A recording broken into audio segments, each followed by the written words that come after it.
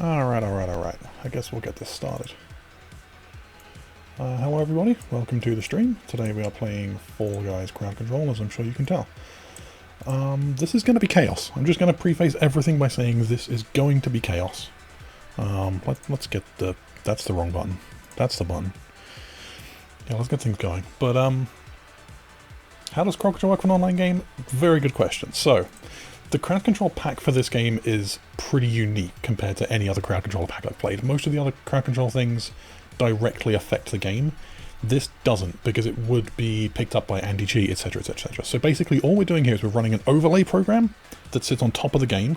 So if you send an overlay effect, it's just going to put something on my screen in front of the game.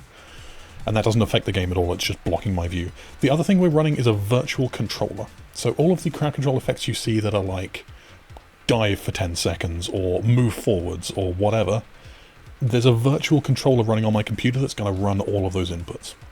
And that's all this crowd controller pack does, is you're either affecting my controls or you're affecting my vision. Both will screw with this game very badly. Like, this is an annoying game to play in the best of times, where it's very easy to just dive off the edge of stuff, and when you can just make me dive whenever you want, it's going to be a lot worse. I expect nothing short of chaos. That said, as noted above me, I am matching 100% of channel revenue today. That is subs, bits, crowd control, extension stuff, whatever.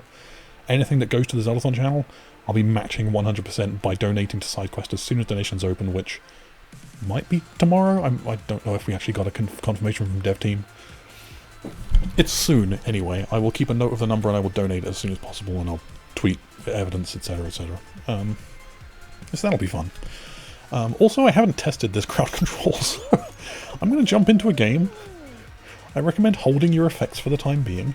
I have the debug panel up on another screen so I can send effects to myself.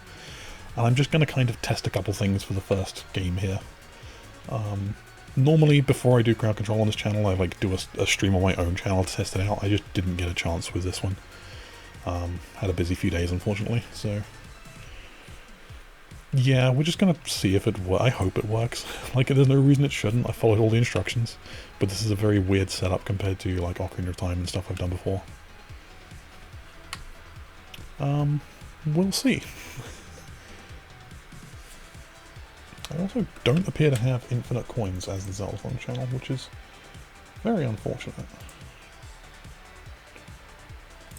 So normally you get, like, infinite coins on your own channel. Oh, but I can afford a couple things.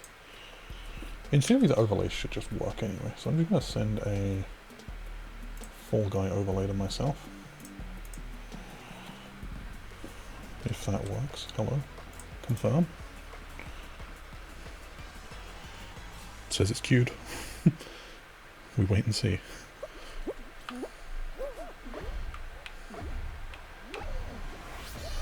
I'm going to try and like actually get to the end of this course and then I'll mess with effects before I cross the finish line. Okay, yep, that works. That's not concerning at all. Good times. Okay, I somehow managed to make that jump. Okay, thank you. Yep. Much appreciated, MC. Endless dives? Oh boy. On this level of all levels. Okay, I managed to use one. Everything's fine.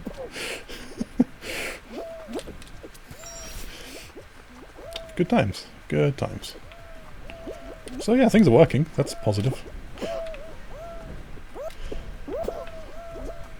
And yeah, by all means, go nuts, people. Do whatever you want to do. I don't mind if I die. This is a game I would normally rage at if I don't do well, but I feel like with crowd control, I can't be held accountable. Like, it's not my fault, so I shouldn't be angry about it.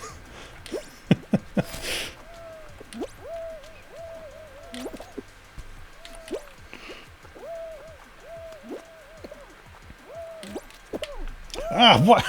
Okay, that one was my fault. Move right. I think that just like held down right for like a second or a half second or something. It did nudge me off course there. Are the effects showing up on the stream? Because I did put the overlay on. So I'm assuming it's showing up when an effect triggers. How did someone get behind the finish line? That's weird. Anyway. Just gonna forgive the Windows menu as well, by the way. That's to make the overlay work on stream, I have to do a desktop capture instead of a game capture. So you get to see my Windows menu, and if the game crashes, you'll get my desktop. But don't worry, my desktop's safe.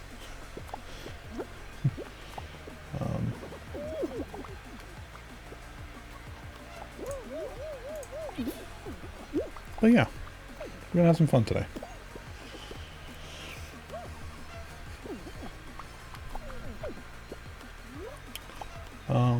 There's no one here commentating with me, unfortunately. I would have done introductions, but you're not seeing the queue on stream. It might be smart enough to know that I'm in between rounds. I don't know. Oh no, I know. I didn't start the server on, did I? Maybe I don't need to. Overlay?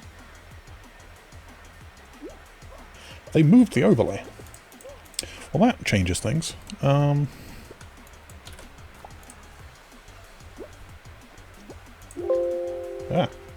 Cancel. Minimize. Did that apply? Refresh? Sorry. Crowd Control launched a new version and I had to update before stream. I wasn't expecting it, so... They moved the overlay to a new URL. Maybe it'll work now. We will see. You know, I'll just send a... oh no, Zeldathon has no coins. Never mind. I can't send anything. Whatever. We'll find out next time it triggers.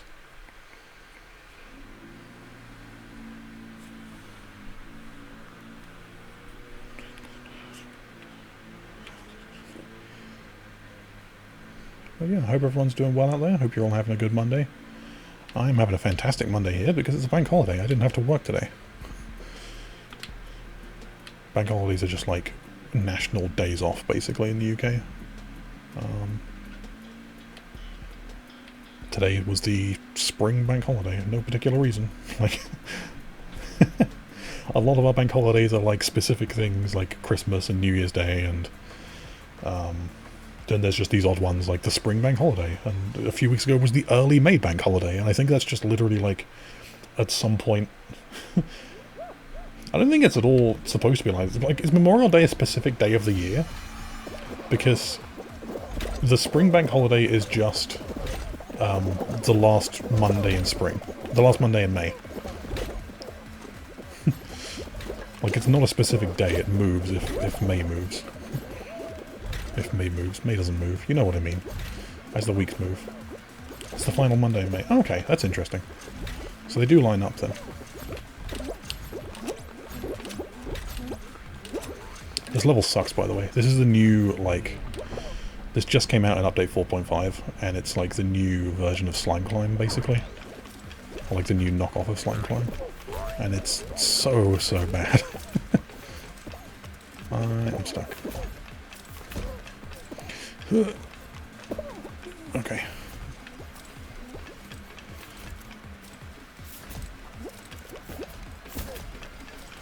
Run.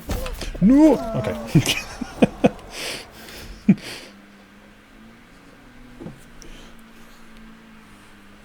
Yeah. There's a lot of weird bank holidays though. They're just like... Literally like the early May bank holiday and the spring bank holiday are just the first and the last Monday in May are just days off. And I assume that these were just negotiated at some point in government.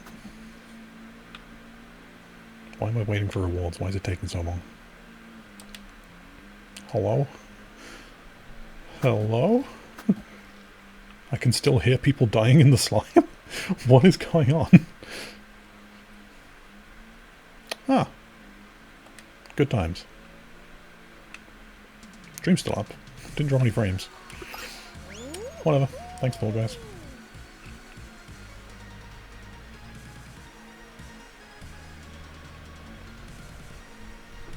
But yeah, it's been a good day so far. Just chilling out. Working on some board game things for my friends.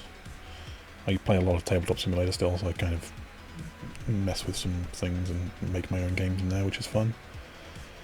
Hardcore addicted to Final Fantasy XIV, as you do. I'm sure a few people can relate.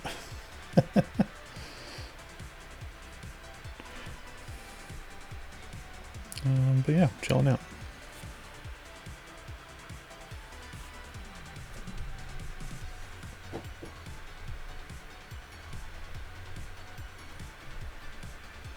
Yeah, 14's got me bad. I finished the main quest. I'm going to go on a big nerd talk right now. I apologise to anyone who's not interested in Final Fantasy XIV. This is just going to take a couple minutes. I finished the main quest up to like the final patch on my Black Mage. Yeah, 5.55. I've got my Scholar up to level 60, and then I've been working on gathering and crafting classes. So I have fishing at 80, I have botany and mining both at 50, and I have most crafting classes at like 30 plus. Nerd talk, yes. What do you expect? I want to make a company airship. This is my goal. I want to build an airship for our Zeldathon free company. And no one else in the free company does crafting at all, so I'm basically having to level every single crafting class on my own to build an airship. Ah! I can't move! Hello? The overlay, like, grabbed control, so I couldn't move. Thank you.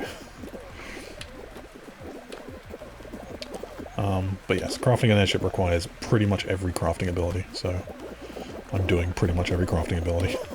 I know right now I need carpentry, armor smithing, and weaving, but I think pretty soon I'm going to need blacksmithing and goldsmithing. And leatherworking. Probably not culinary. That's the bonus. I don't think I need to cook anything to build an airship. Yeah, that'll be fun, Stevens. More than welcome to join us. We got a few new people joined recently, so there's a little more activity at the moment. It's good times. Anyway, this concludes Final Fantasy 14 talk. We're done. Back to things that everyone's interested in. Well,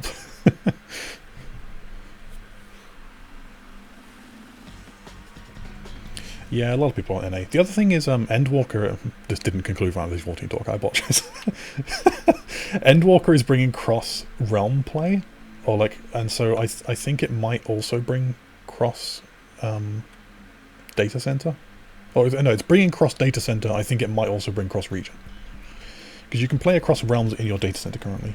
They're doing cross data center play in the new expansion.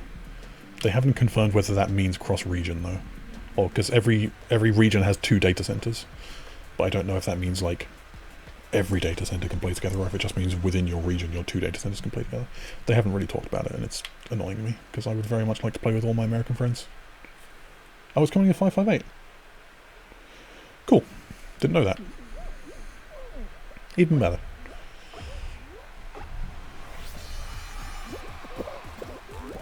But yeah, that means I might actually get to play with more friends, because I know a bunch of friends are playing in American servers. I know Abra and Freya and some of that gang playing. I think Rosie started on an American server recently. Stress test makes sense. This is a weird variation. What the heck is this? I haven't seen this one. And I'm failing at it.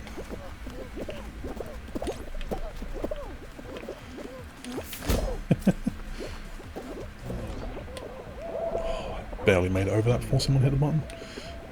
I'm just ignoring the paint splashes, choosing to ignore. Please. Please? Fine, I'll just walk.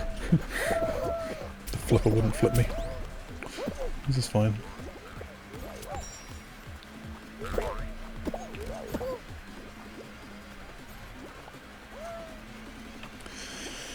Oh boy. Hope everyone is looking forward to side quests. I know I am. There's a lot of really cool segments happening. I'm taking part in 2 of them. I'm in the Fall Guys segment hosted by Liz. That is going to be Liz, myself, Catherine and Duggernaut. That's going to be a lot of fun. And then I'm also co-hosting Magic the Gathering with Hipster. Boy, whoever thought we'd be playing Magic the Gathering for a charity event. But that's going to be interesting too. I do love Magic the Gathering. I have a whole...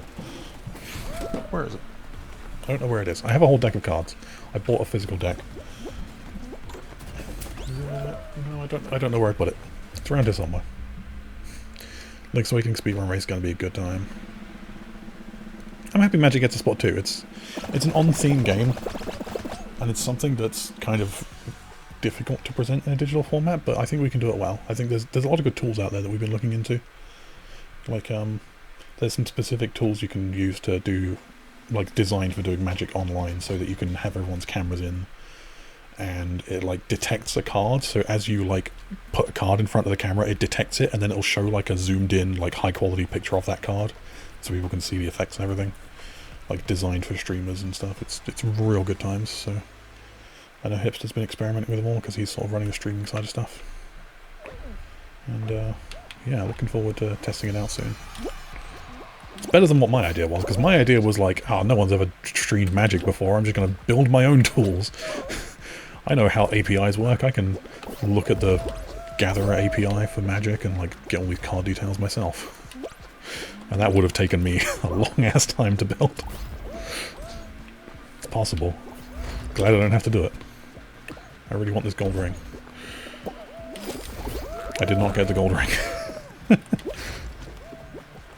I didn't make that jump.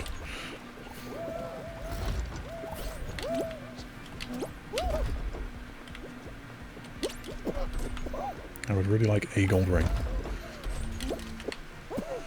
Like that one. Didn't get it. Dang it.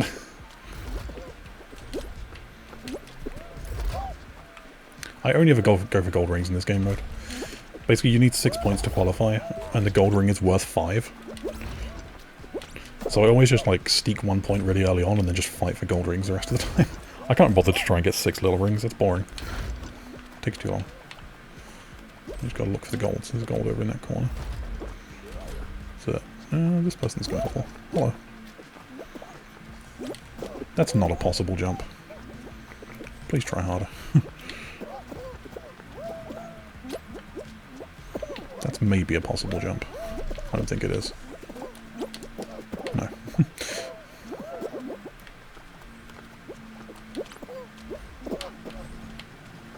And someone's pushing it away. Alright, and 14 people have qualified, so this isn't going to go very well. Just, yeah, get on with it.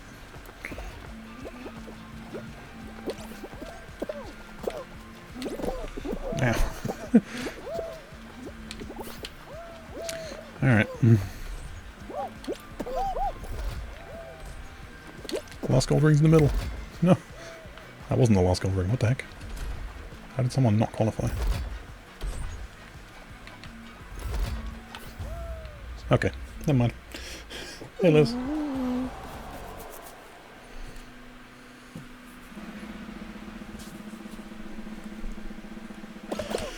Alright, I can quit.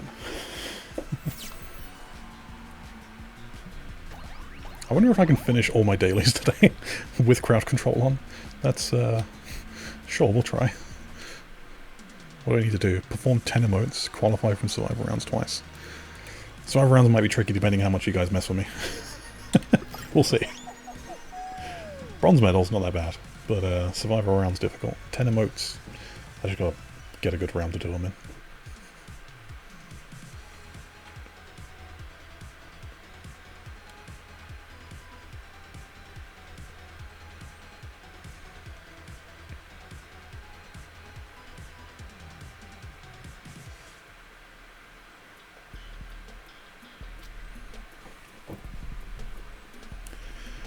Alright, let's see what we can do.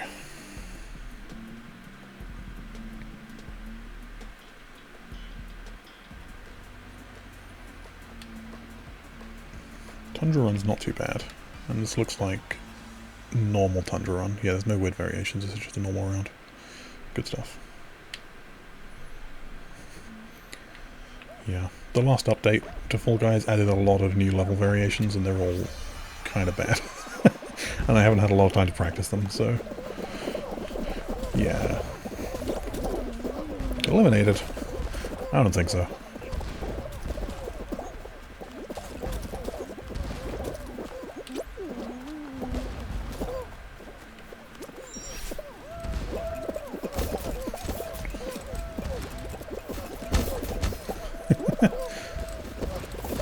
The gravity changing jelly, yeah.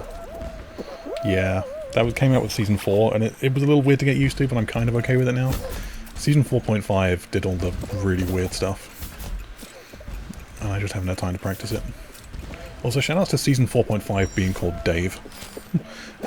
The Fall Guys Twitter account literally just like tweeted out, hey, what should we call the new update? And someone said Dave, and they were just like, yeah, alright, it's called Dave now.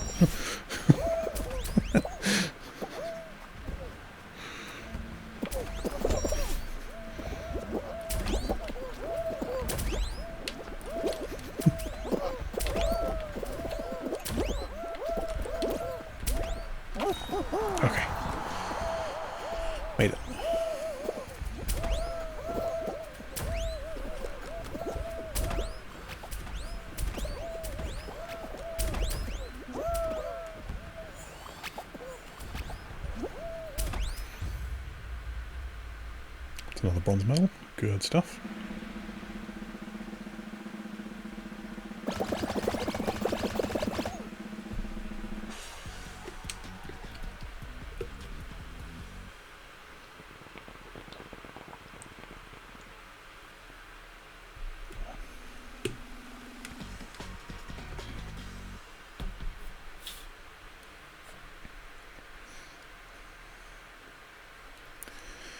Alright, let's see what we got next.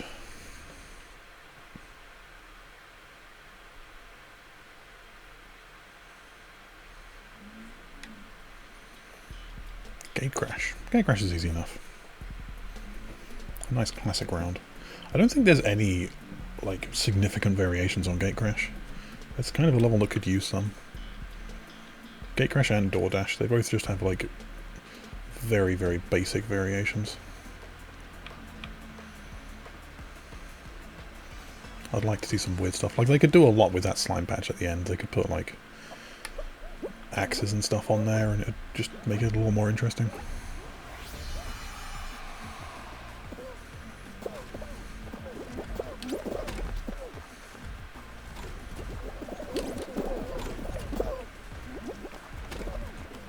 Endless grabs. See, I see the thing that says endless grabs, but I'm not grabbing. Nothing is happening. I'll do it for you.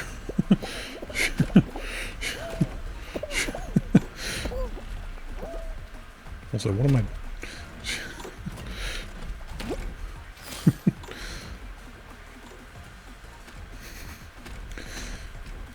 We made it work. Ah, okay, and I died. Yeah, grabbing really slows you down. It happens. It's fine.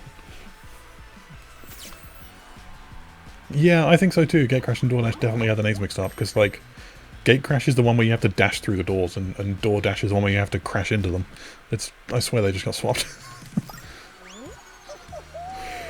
I've had that thought a lot, and it's just real stupid. But oh well.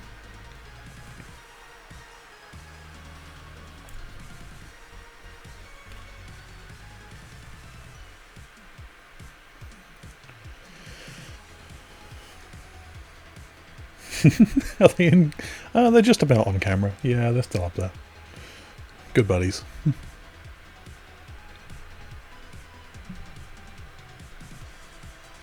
Can I...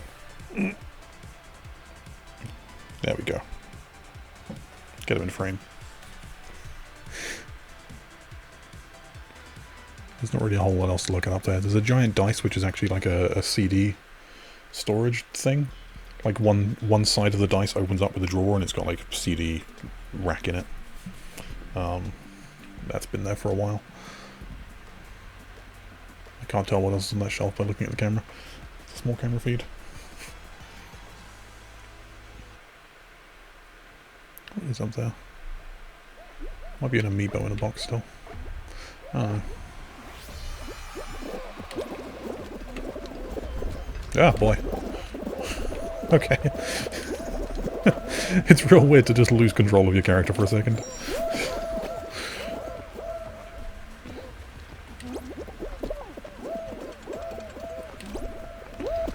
Oh, I'm probably gonna die. Okay. Just about made that.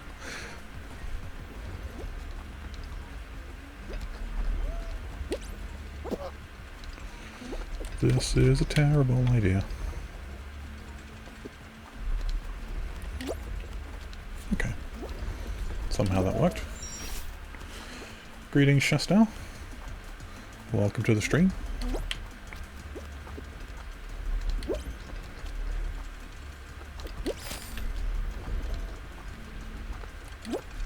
What? Oh no. Oh no. Would like to go in a straight line, please. It's so hard to control. Okay, we're good. Hey, Gannon.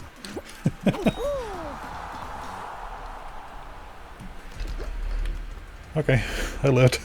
That wasn't 10 seconds. I don't know. I can't control it, it just happens.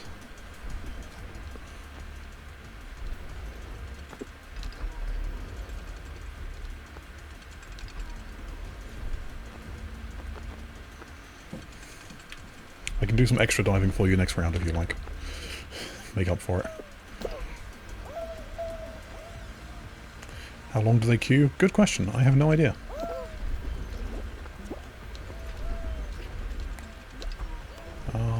I don't see anything in the queue from you, Liz. I don't see that anything came through if you sent something. I also don't know what happens if you send effects, like, in between games. I don't know if it's smart enough to hold them. Because this isn't hooking into Fall Guys at all. You did? Nothing came through. Sorry. Try again.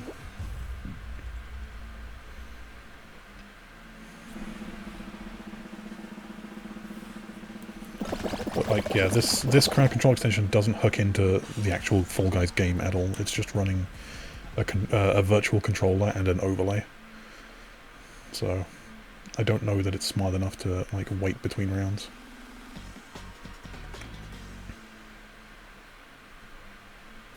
Which I guess could be fun if you know the Fall Guys controller layout well enough. You could mess me up on menus. Whenever I go back to the menu between games, you can just like spam buttons and make me change all my settings. That'd be weird.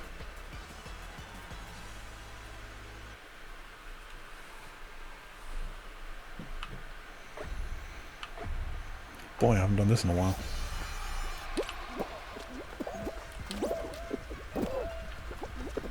Ah! Okay. Good dive. Help! Help!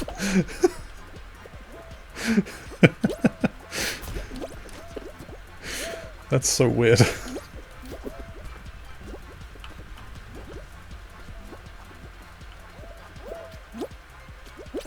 Ah! Ah! It's so strange. Okay. We're over here now. Hello. Everything's fine. Somehow I haven't been caught yet, even though I can't control my character half the time. Just gonna stand here, where everything's safe.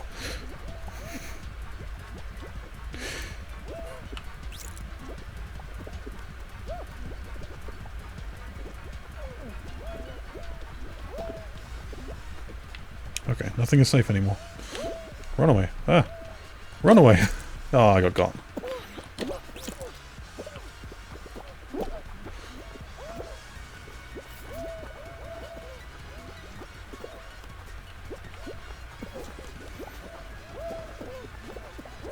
I want the shark. I'm chasing the shark. No! Okay, we lost. That's fine. Hey, we got one daily. I keep forgetting to do emotes. I need to do emotes. Oh well. Ooh.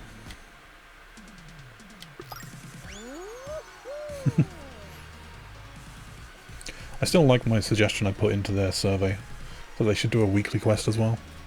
Just have like an ultra, like, not ultra hard, but like a very much more specific quest that's just like a weekly with a bigger reward. Like, go through a gold hoop on Hoopsy Legends, or, you know. I can't remember what all my examples were. I put like 3 or 4 examples in the request. I tweeted it as well. I'm sure you all saw when I tweeted, whatever. I just think it'd be cool to have something more, like, specific to do, because a lot of the dailies are very generic and, like, that makes sense. Like, they want anyone to be able to do them, and that's good, but I think it'd just be cool to have a bit more of a challenge.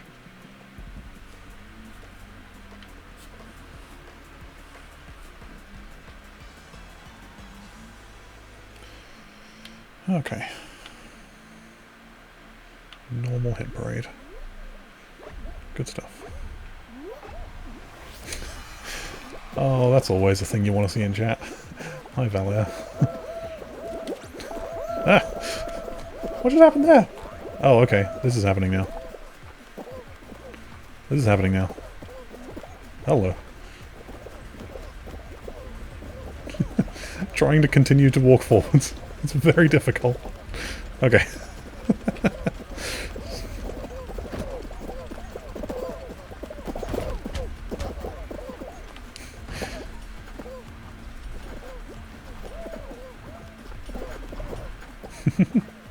Hi Gus, hope you're enjoying all the bright colours and funny people.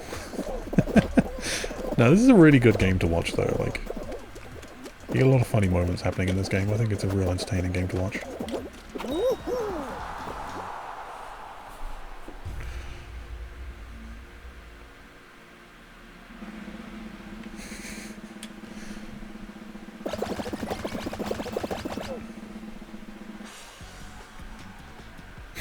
Oh, you can see my Steam notifications. Let's open up Steam. Turn those. Let's just exit Steam. There we go. Oh, wait, that's a terabyte. I'm smart. Hello. Excuse me as I restart the game.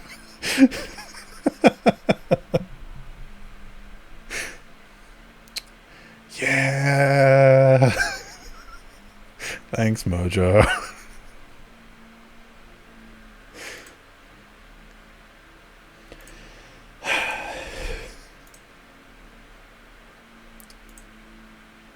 Let's just go offline on Steam. There we go. Go away. Start the game. Do I need to restart? I don't think I need to restart crowd control. No, it's fine.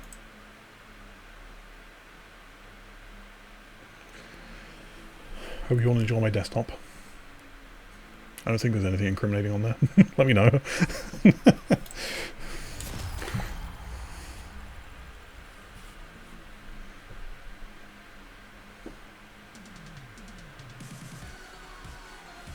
Okay.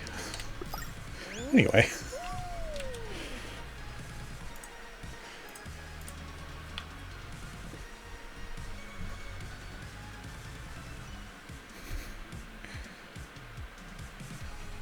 Yeah, we may have to test crowd control again. There's a chance it doesn't work.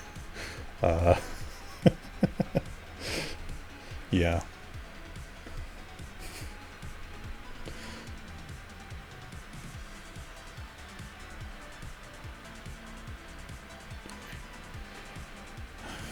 We'll see. I know a lot of crowd control games you have to like restart the whole session if you exit the game, but with the weird way that Fall Guys is set up, it might just keep working. We'll find out. If someone wants to like send an effect to test, I can always refund you. Because yeah, I have a refund button on the other screen.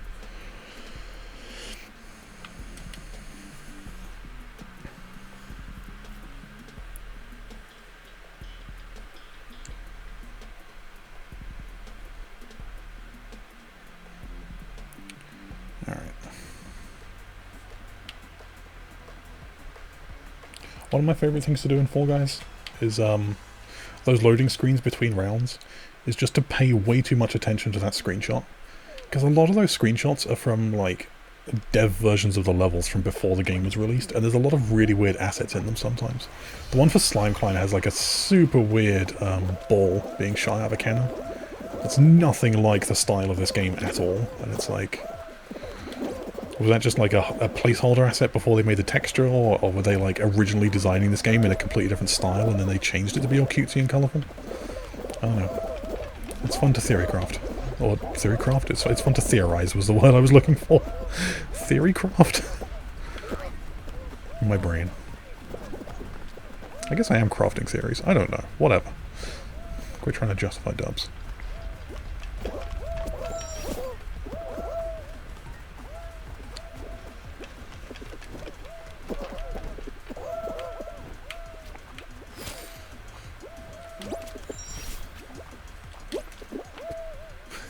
Theorycraft would be a great podcast name, actually. Theorycrafting is what I call it when I make D&D characters for fun. We did an overlay and nothing popped up? Okay. It hasn't come through to my log at all, either.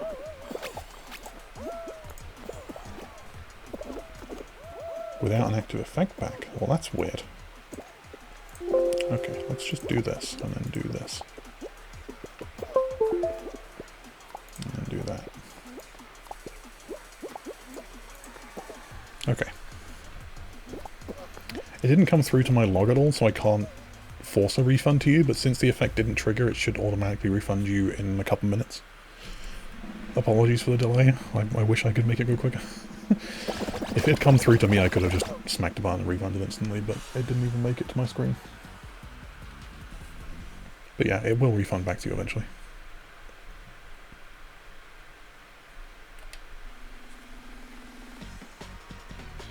You haven't been refunded? Oh man, yeah, it takes a little while, it's unfortunate.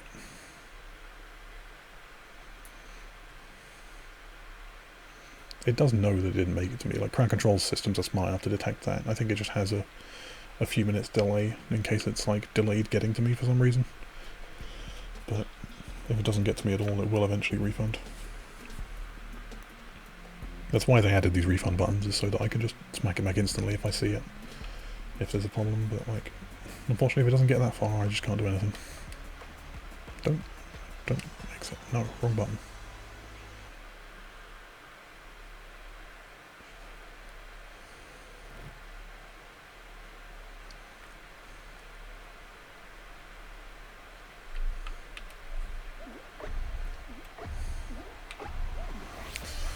We're going to try going up and over today. I don't normally go up and over here. Ah! Well, it worked, it just stole control of the game from me.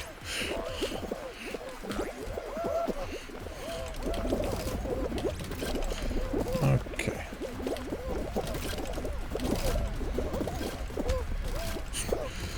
Okay, we made it. That's fine.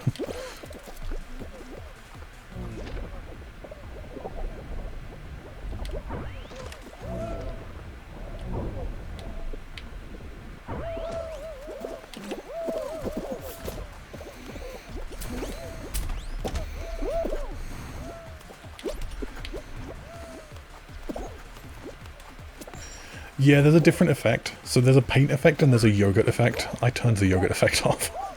That's, that doesn't seem good. You dive went through and you got refund for previous. Okay, that's good. I'm stuck! Okay.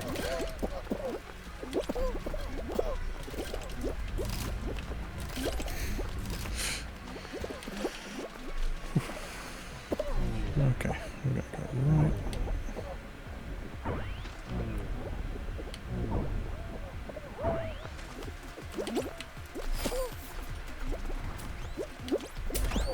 Okay.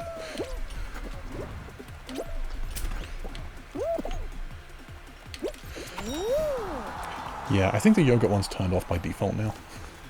But I double checked that it was. There's only one other effect I have turned off, which is the invert screen effect, because that requires like a whole other setup step.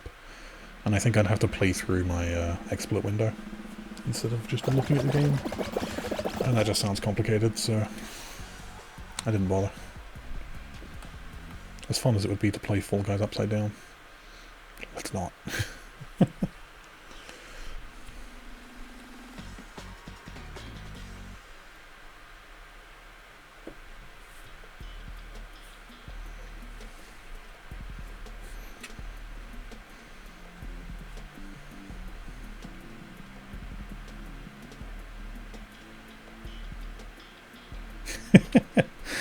Sure, Liz, sure.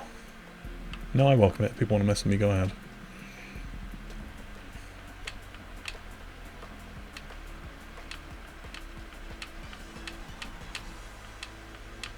This level's kind of nightmarish though towards the end. But I'm sure you can make it worse. You're entirely welcome to.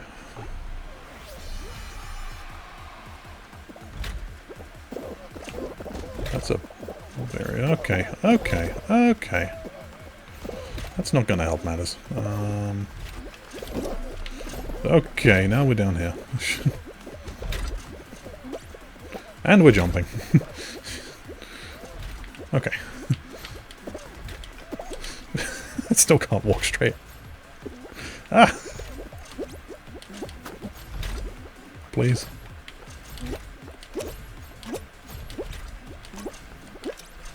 Okay.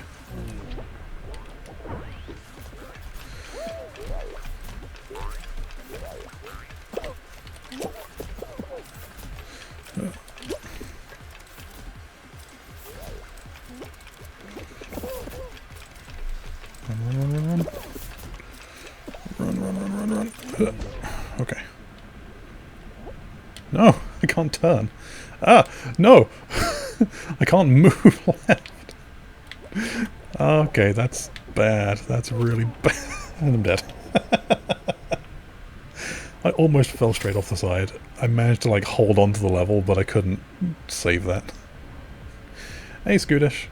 I would love to invite you to play sometime. I'm just kind of doing a solo game right now because crowd control doesn't super work with multiplayer. But I'd love to play with you sometime.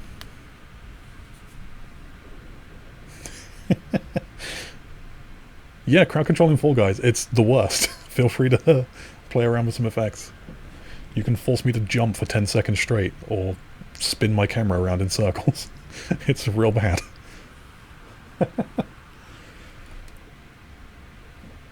Yeah.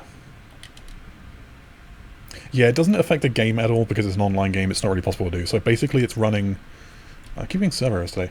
It's running a an overlay, so people can send overlays on top of the game to block my vision. And it's running a virtual controller on my computer, so people can send, like, controller inputs to screw me up. But that's basically all the effects do, is those two things. But that's enough in Fall Guys. Like, this game's rough sometimes without that. It doesn't take much to mess you up.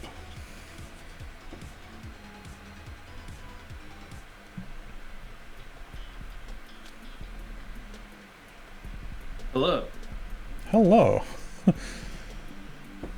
Thank you for keeping me company. I appreciate it. I have the day off of work, so I can actually spend it sitting in a stream guilt-free. Hey, I have the day off too, and I spend it making board games. And then remembered like 20 minutes before stream that I needed to stream. No, not quite 20 minutes, but like about an hour and a half before stream I was like, oh right, that's today. Yeah. Alright, so I'm running out of coins here. Rob, what don't you want to do? What don't I want to do? I don't even remember what half the effects are. Alright, well how about we do this? Well, I just got eliminated apparently, and also lost control of the game. Okay. The overlay sometimes... I didn't do the lost control thing. No, it's the overlay program, like, sometimes just snaps control away from the game, and then my controller stops working. I have to, like, alt-tab back into the game. It's a little weird, but it's fine. I see. Well, other than playing board games until an hour and a half before your stream, how has your Monday been? Pretty good. Other than playing board game, other than making board games, I was playing Final Fantasy XIV and watching YouTube, and that's always a good Monday.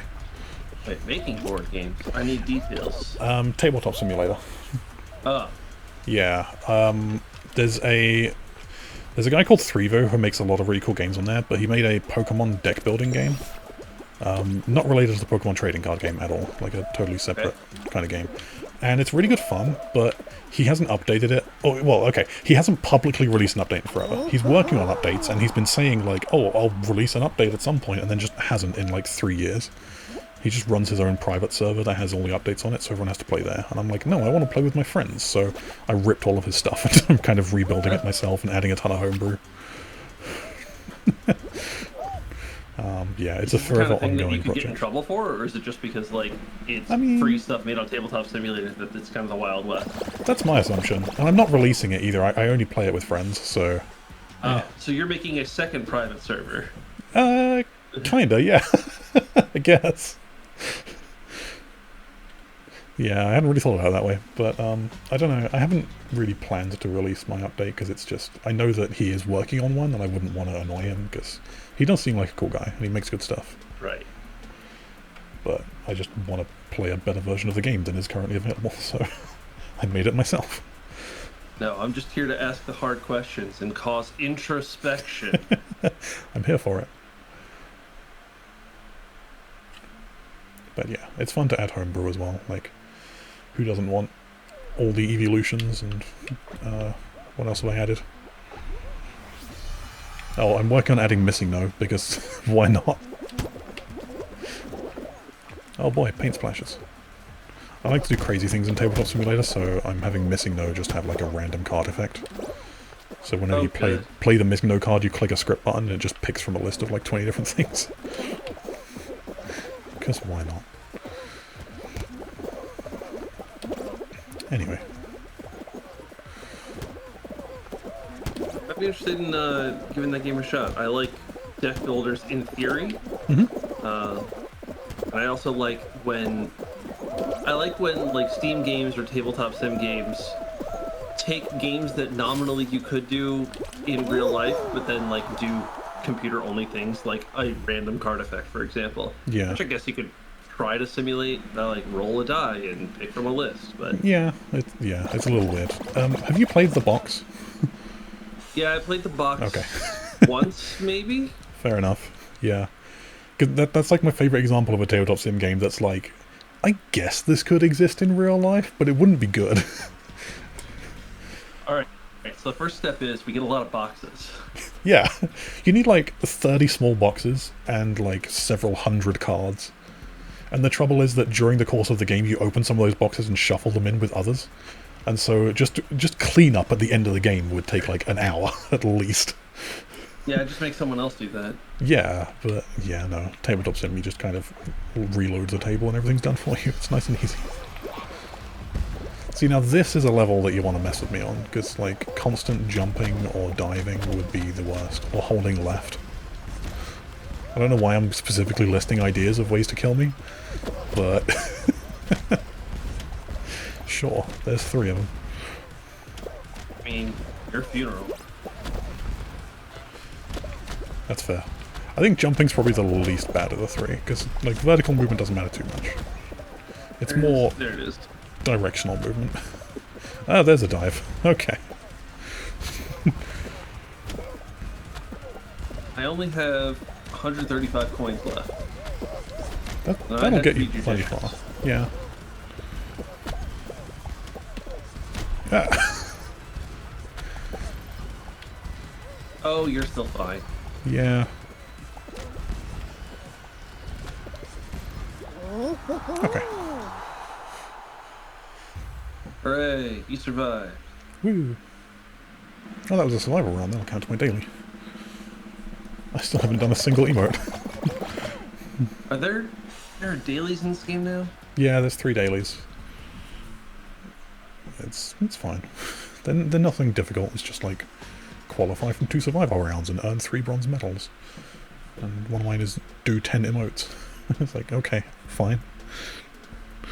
And the reward is like the in-game currency for buying skins and such. Yeah, they generally will reward. I think if you haven't hit max level yet, they'll reward you with experience. But if you're at max level, they give you crown shards, and every 60 crown shards gets you a crown. I see. So you're saying if I picked this game back up, I might actually be able to unlock costumes because Yeah. I would eventually get crowns. yeah, eventually. They're being good about that now, and like leveling up. Like I think since season 3 or something, they changed it so that as you level up, you can earn crowns as well. So just going from 1 to 50 in a season, you'll get like 10 crowns or something. Okay. And I think I dailies. missed the boat on getting all the Doom costumes. Yeah, I think they're still in the rotation in the store, but it's just kind of random whether you'll see them or not. The new thing at the moment is there's a paid DLC of Tron costumes. Tron? Yeah.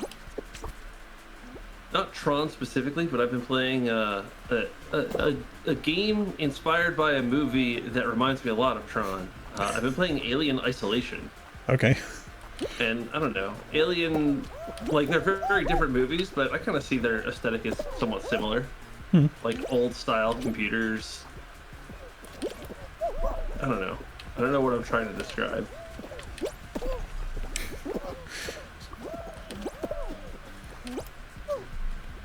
If modern technology was made, but with like 70s era technology, I guess is the aesthetic I'm going for. Yeah, that's pretty accurate. It's a good aesthetic.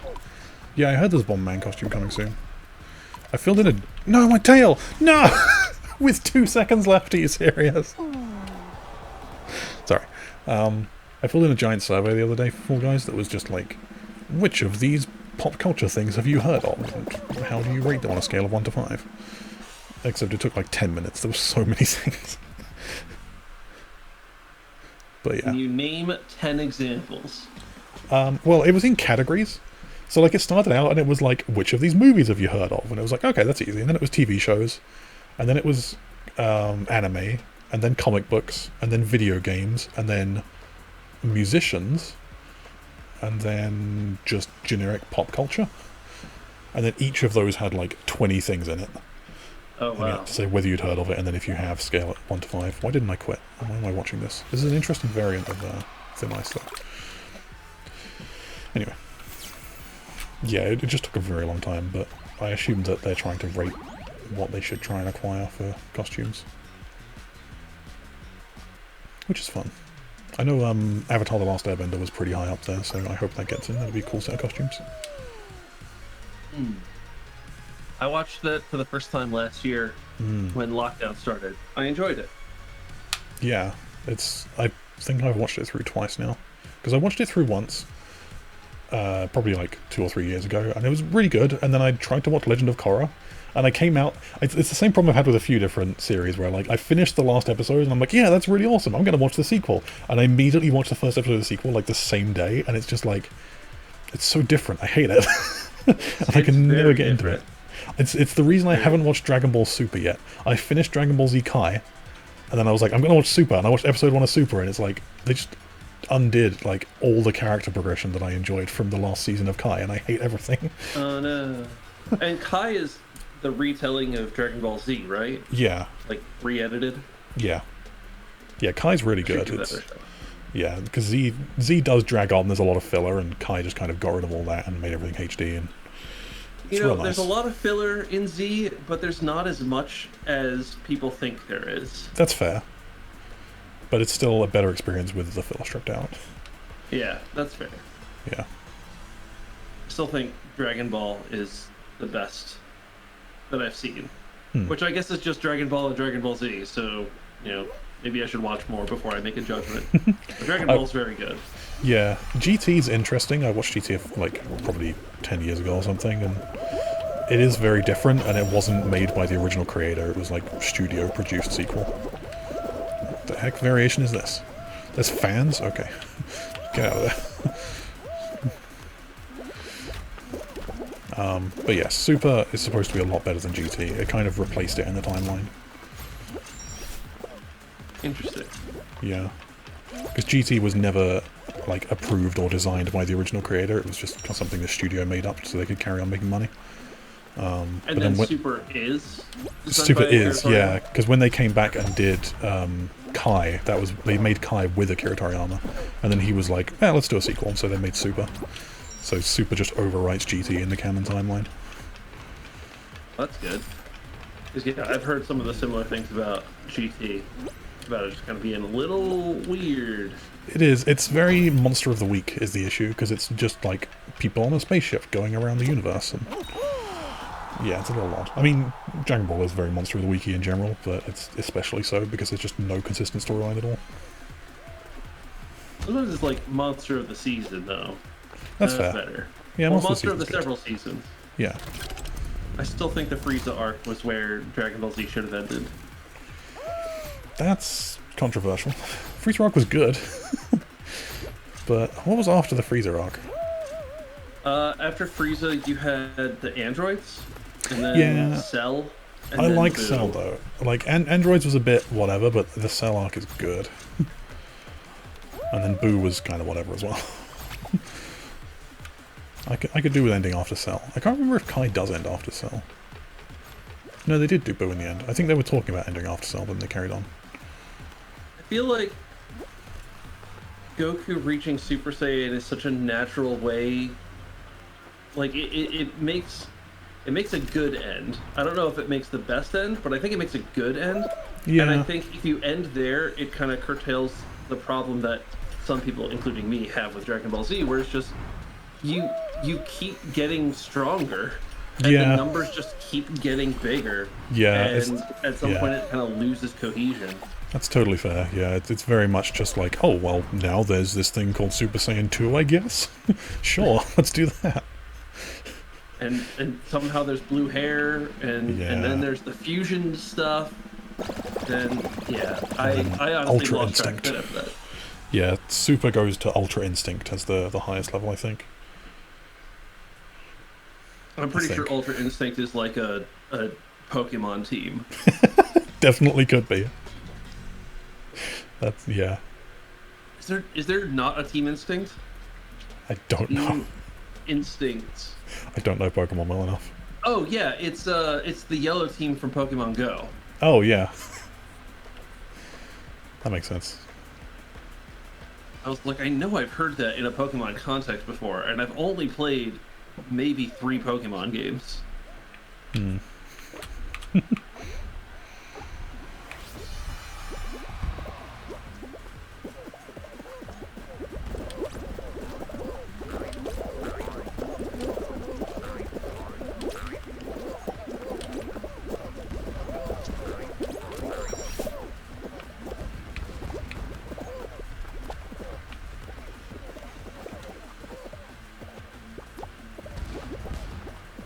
How many bits do I have?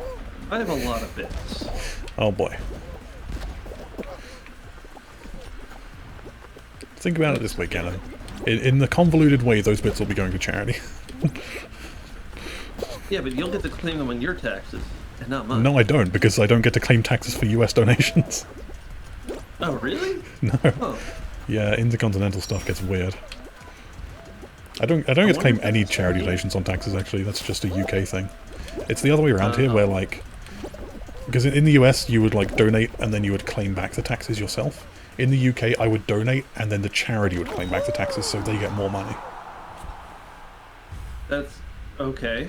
Yeah, it's Interesting. it's an interesting way of doing it, but I like it because it's a system called gift aid, and basically you have to, like, when you make your donation to the charity, you fill in a little form that says, yes, you can claim gift aid, I am a UK taxpayer, this is my name and address, and then they can go to the government, and the government will check it all, and they get the taxes. So, like, if I donate £100, they can get the extra 40 or whatever off the government.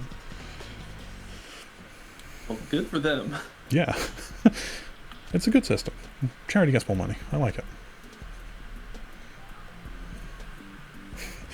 Canon 11 just received 1,100 coins. Oh boy. Yeah, but you made this stuff pretty expensive, so it's not that many effects. Yeah, I lowered a few from the default, but I left a lot of things at default price. I don't want too many effects going off. Like, I do want to be able to beat the game at some point. Ah, okay. I guess I'm running that way now. Just change which direction I'm... okay, I'm running in circles.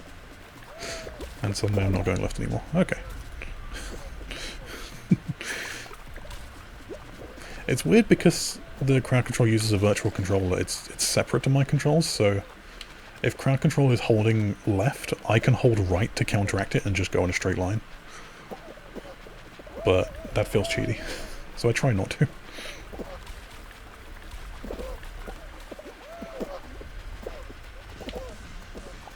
Hello. Okay, I'm dead. That's what that looks like. I don't know, it looks like you're still falling on my screen. That's fair. Oh, there it goes. Oh. And it's back.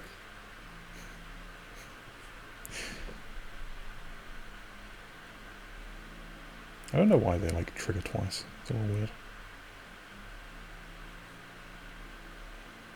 Also, I don't know why Fall Guys servers are so broken today.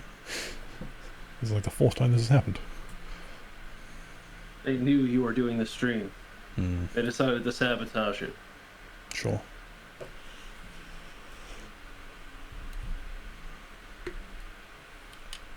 Error. I wonder if Oh this photo boy. is still uploaded. That poor disco ball was just falling forever.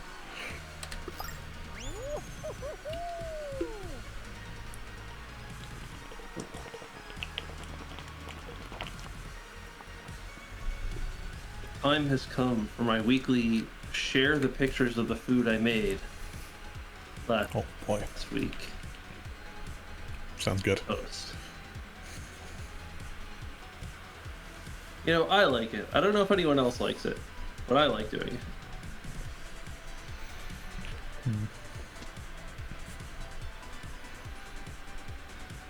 I should get back to baking at some point. I really enjoy baking.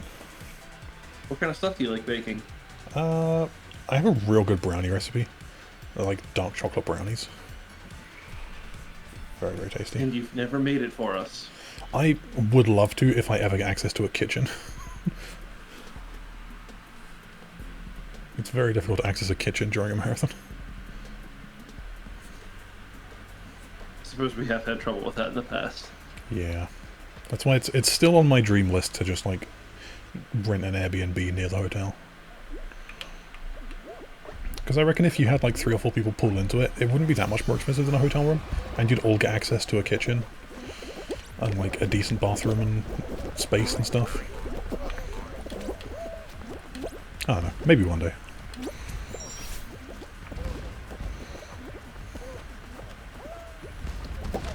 Well, I have nothing better to do. Let's see what an Airbnb would look like. I know I've looked at them, trying to be careful with my words here. I've looked at them in the area of the hotel, the current hotel. And there was one like 1 street over that looked pretty decent, but I don't know, price-wise you would have had to put maybe like 5 people in there to make it equal to a hotel room, which I think is possible.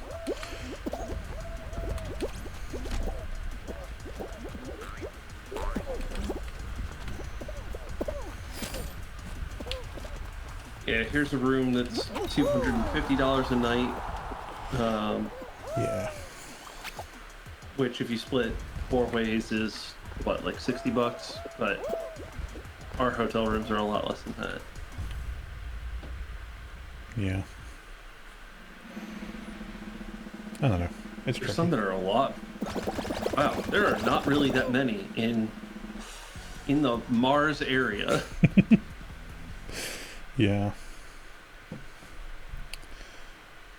Surprised, like, Mars is a... okay, I'm just not gonna finish that sentence. Yeah. It's fine. Mars is, everyone. It's an area. I don't know. There might be not listing as many at the moment due to COVID restrictions and stuff. There's any number of reasons why there wouldn't be a lot of search. What the heck? There's anti-gravity goop here. Okay.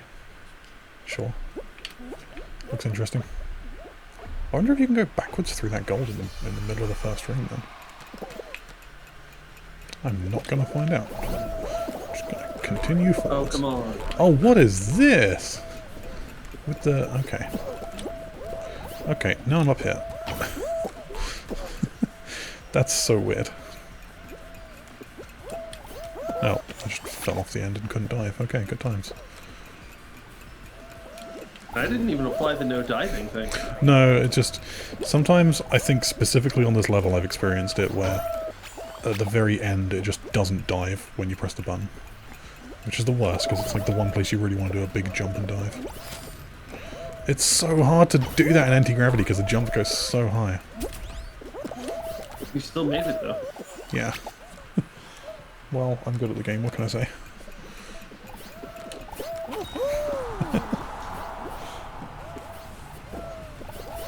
Well, okay then. You just wait until the next stage begins and we'll see how good you are. Yep. Mr. Braggart. Yeah, I make Liz mad a lot when we play this together, because when Season 4.5 came out on that new level that's like the sequel to Slime Climb, I always forget the name of it. It's supposed to be like the harder version of Slime Climb, and it's full of like the anti-gravity stuff and whatever. We've done it a couple times today. First time that came up, I just beat it. Like one shot, didn't fall off at all. No trouble. It's just like, wow. Yeah, I'm sorry. I'm sorry for being good. I can't help it.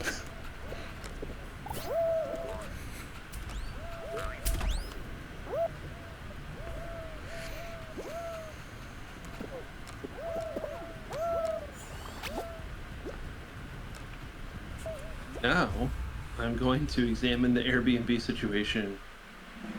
Yeah, I'm just going to take another look. Yeah. That's the one I'm interested in. The one you're going to take a look at. If I infer your meaning correctly. I haven't done that research myself.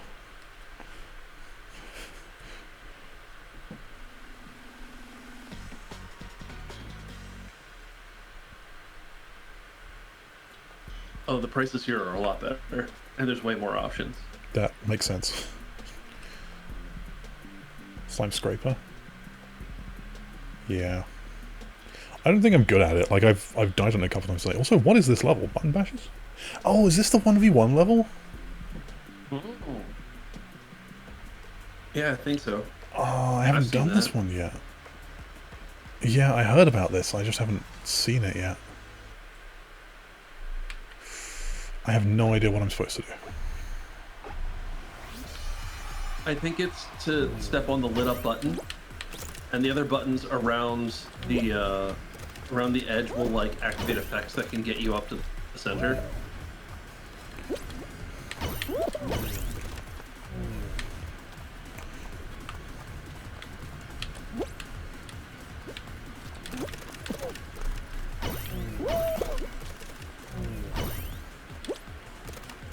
All right, I will not activate any effects on this one.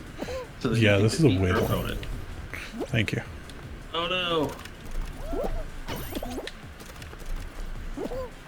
No, I got stuck. Still got it.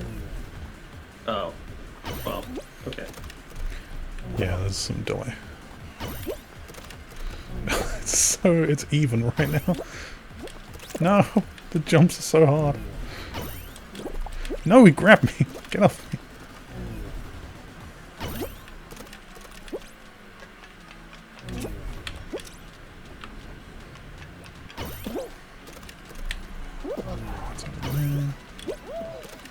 Got it. Oh, what? You get stuck on the terrain now.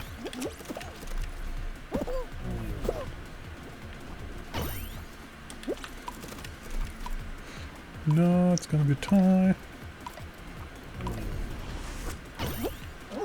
Okay. Tie just goes to the next button. That's interesting. Oh, there we go.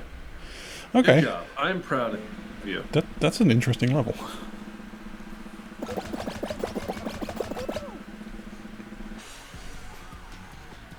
And yet again, you've succeeded with really no trouble at all. I would say there was some trouble there.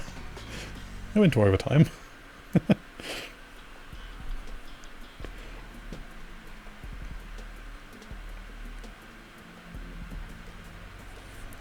Yeah, now this is one you can really mess me up on.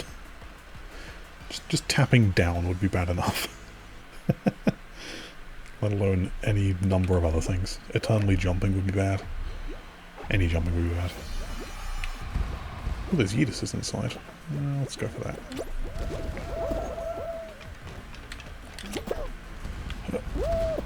Endless dives? Okay. Just gonna try and hang out here for a second. Okay, that worked.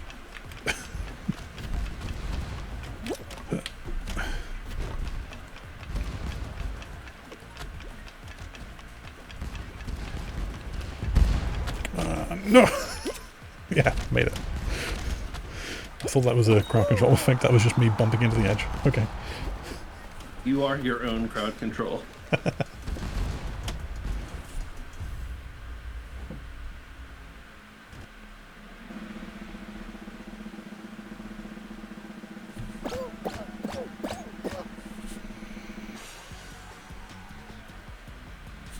And I need to figure out when episodes have come out. We were talking about anime earlier. I am watching several anime this season. One of them is called Odd Taxi. It's very good, and episodes are supposed to release every Monday, but the new episode's not out yet. I've never really watched a lot of anime. Like, I've seen Avatar: The Last Airbender and Dragon Ball series, and that's about it. Well, UI has suggestions for you. Yeah, I know. Everyone does. Is this low? Oh, it's low gravity? Okay. Now that's weird. But also super cool. This feels like all of your strategies from the regular version are not going to work. In many ways, yes. In many ways, they just work better because it's a lot easier to make jumps. Like that. That was a huge jump. It's also everyone's on pretty equal ground though, because there's a lot of skill in making jumps in the regular version. It's not really required here.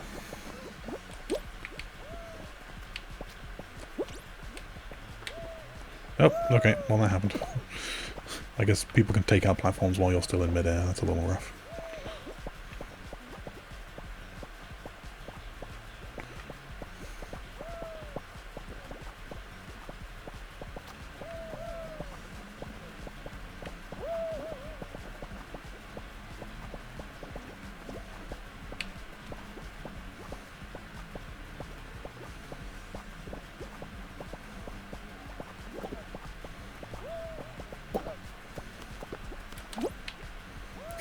Okay.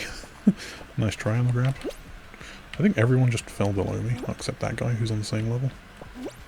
So, I'll chill out up here for a while.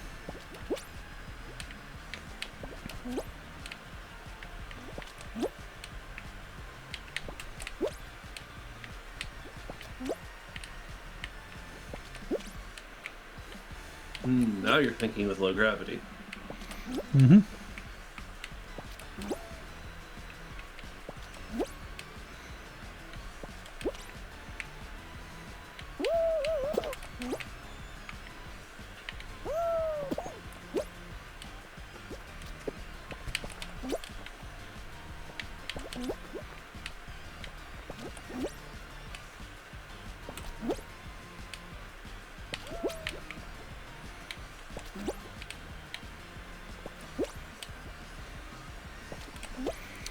Okay, now it gets rough.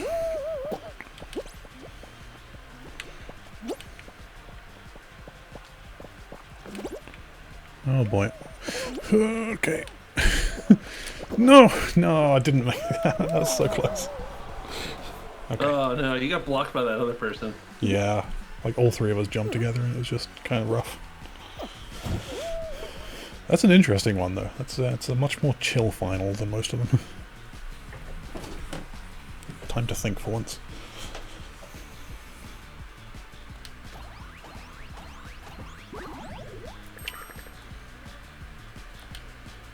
Okay.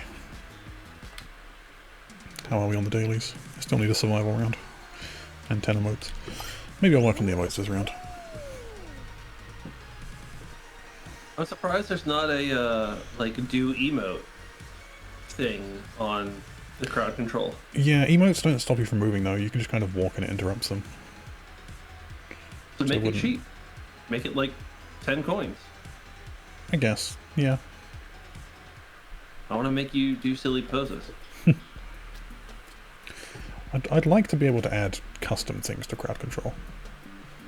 I think that's something they could add. So I could say like, well, for, 200 I'll randomize my costume before the next round. So, not with crowd control specifically, but I do watch another streamer who uses like bitbot things to kind of do exactly actually what this crowd control is doing. Where like you can get a bot that will read bits that come in and match them up to specific keyboard inputs.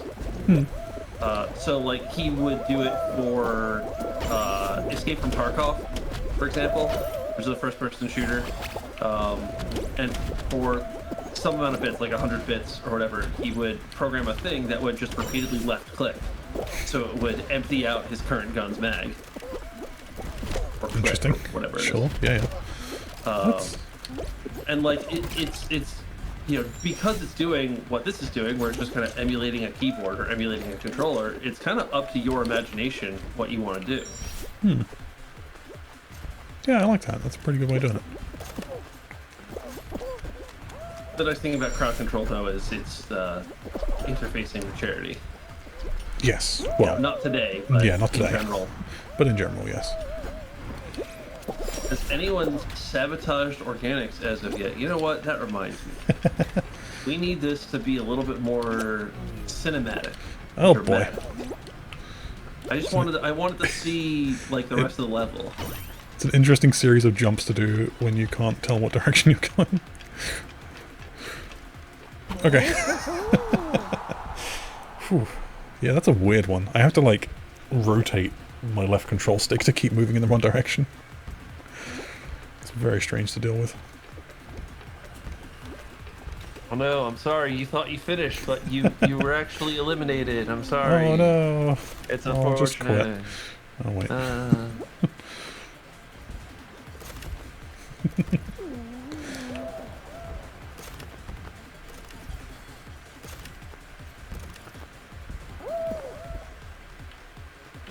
What is this person doing? I also haven't seen you emote yet. No, I forgot. I get too focused on doing the actual level. What, do you want to win or something? You like winning? Yeah, kinda. Your goal is to win?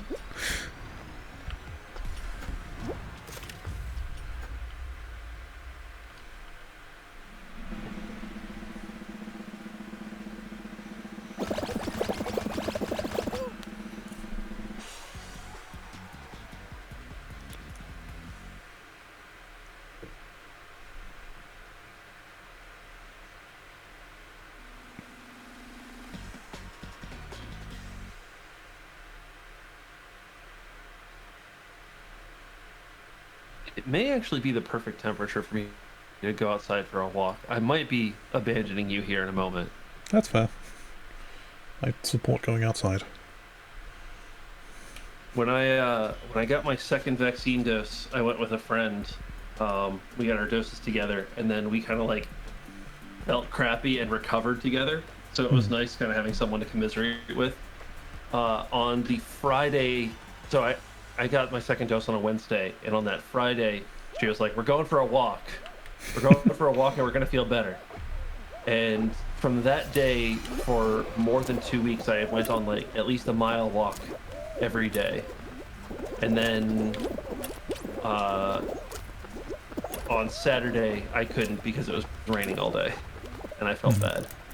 I think I'm gonna try and get that going again, so I might actually get out of here and go for a walk and get some fresh air. Yeah, sounds good. Did Boy, you take a dive there? Yeah, that threw me off. It threw me off enough that I didn't look at what the correct fruit was and then just kind of panicked and somehow lived anyway. Ah! Right on the edge. Oh no! Oh man, I want a refund. That one was a good dive. I did not see where the bananas are. I'm just going to trust these people. Alright, well on the downside I'm going to leave you alone here on the couch. On the plus side, I won't be able to sabotage you, so... That works. I'm doing it myself. Okay. I lived. Okay. Oh yeah, you're fine. What are you complaining Everything's fine. Alright, best of luck to you, Rob. Yeah, thanks for hanging out. See you later. I am doing very badly. Oh boy. Nope. I could not pay attention that round. Between talking and being sabotaged, I just completely lost focus. Oh boy. 4 people survived that? Wow, that's a rough round.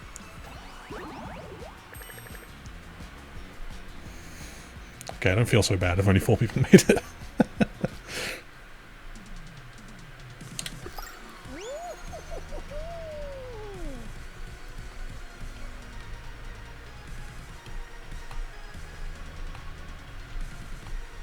Yeah, everything's for a good cause, kinda. I have to be very technical about how I say things, so I should stress that when you give your money to crowd control, it is not going directly to charity. You're giving your money to Zeldathon as a group, and I very much appreciate it as the Zeldathon accountant. Thank you very much. But I will match with a donation to charity as soon as the SideQuest donations open, which I believe is tomorrow, but I'm not 100% sure. SideQuest, of course, raising for Direct Relief's Health Equity Fund. I would give you a whole spiel on everything the Health Equity Fund's about, but I skipped the meeting last night, so I didn't get to hear all the fun stuff. Whoops. Yeah. But it's basically my understanding, and please, other friends, correct me in chat if I'm incorrect. I believe it's to do with ensuring equal access to healthcare between any demographics that may struggle with that. For example, people of colour may have trouble accessing healthcare due to systematic reasons. It may be due to not seeing themselves represented in healthcare workers. They may feel underrepresented and therefore less trusting of healthcare professionals. There could be poverty issues affecting their ability to travel to a place where healthcare is provided, or affording healthcare once they are there. Any number of reasons, many more than I'm listing off the top of my head, I'm sure. And so the Health Equity Fund seeks to address as many of those issues as possible. It's a very worthwhile fund, I'm sure you'll agree.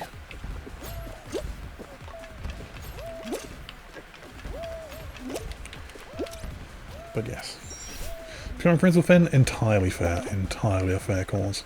I kind of ruin a lot of people's dreams of becoming Finn's friend by doing these streams, because a lot of people get tempted to use their channel points for ground control coins. And I wish I could make it cheaper so that it would be easier without ruining the Finn's friend streak, but I actually can't change the prices on channel points. Yeah, the points to coins conversion is a fixed rate by ground control, it's not adjustable at all. Yeah, you can spend points. It's up to you if you want to save a friend's friend though, that's the thing. I know that's what a lot of people are doing. Myself kind of included, except I don't get to watch a lot of Zelda on streams because of time zones and stuff, so I only have, what, 22,000? Yeah, I have 22,000 crystals right now. Long way to go.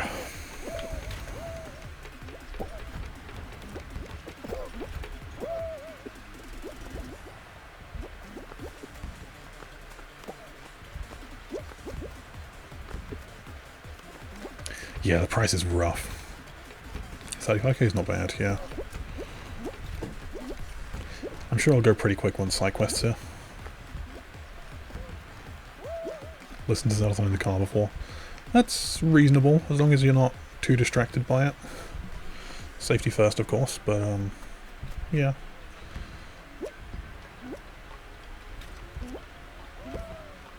Yeah, predictions. I think I lost a lot to predictions at some point as well. It's kind of rough. What is this person doing? Just walk. ADHD? Yeah.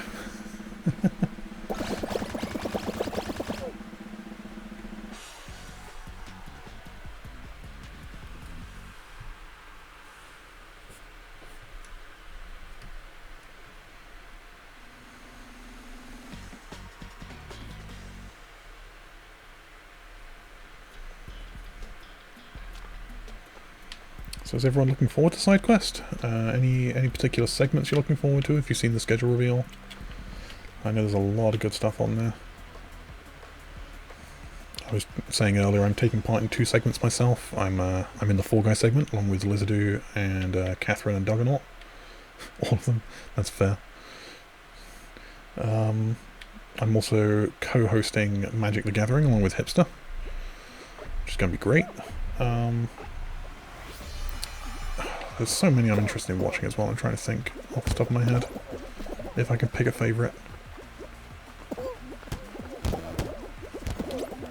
A couple of the Elder Scrolls runs look good. There's a Skyrim and an Oblivion run, I think, and I know they're both using a few mods that are going to make them pretty hilarious. Magic, yeah. Warcraft 2 should be good. That's Ganon's... Is that Ganon's segment, right? I don't remember. It's a big schedule. There's a lot of stuff going on. But yeah, Warcraft 2 is a classic. Tiffany Witch's Block, yeah.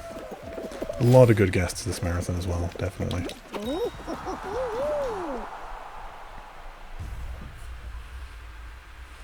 Frisian Mojo, that is an entirely relatable couple of favourites right there. I have to agree, those are in my top tier Zelda summers as well.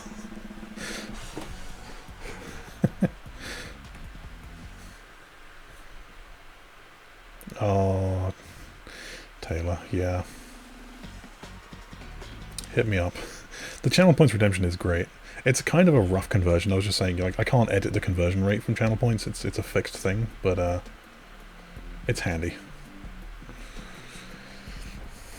As long as you're not still saving Finn's friend. Yeah, that's entirely fair.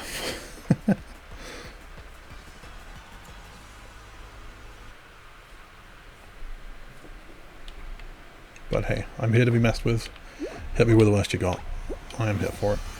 To the Moon. Oh, that's a good shout. So, this is a story I like to tell, but my first experience with To the Moon, I was never a big fan of graphic novels or anything, but someone recommended To the Moon to me, and I was just like, you know, it looks okay. It's an interesting visual style. The story sounds okay. You know, yeah, I'll buy it on Steam. I'll check it out.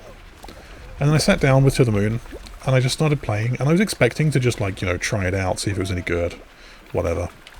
Yeah, I played that entire game in one sitting. It was like 4-ish hours. I just played the whole thing start to finish and loved every minute of it. Oh my gosh, it is such a good story.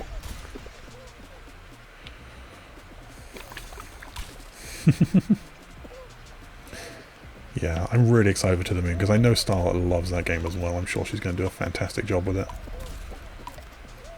What mic am I using? It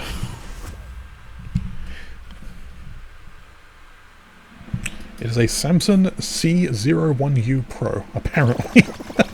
I bought this several years ago. It's not a Yeti. I was looking at Yetis at the time, and there was a friend of a friend. Did I qualify? No, I didn't. A friend of a friend that, like, was completely advocating against Yetis for personal microphones. Like, a Yeti is designed to be a room microphone, and it kind of works as a one-person microphone, but it's really not designed for it. And so I went to them and was just like, I need a new mic. I've heard the Yeti's not supposed to be that good. What do you recommend? And they recommended this one. And I'd never heard of the brand before. Never heard of Samson. I'm not into audio tech at all. I don't know anything. But yeah, I bought this probably 4 or 5 years ago, and it's been perfect for me. Yeah, it's a very, very nice mic, and it is just plug and play USB, very simple. It's got a headphone out on it, but I used to use it, but I don't anymore. I've got Bluetooth headphones now.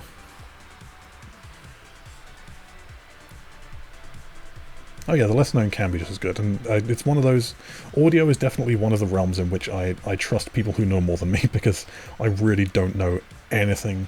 Like, my extent of audio knowledge is, I know Rode are supposed to do good microphones, I know Sennheiser do good earbuds.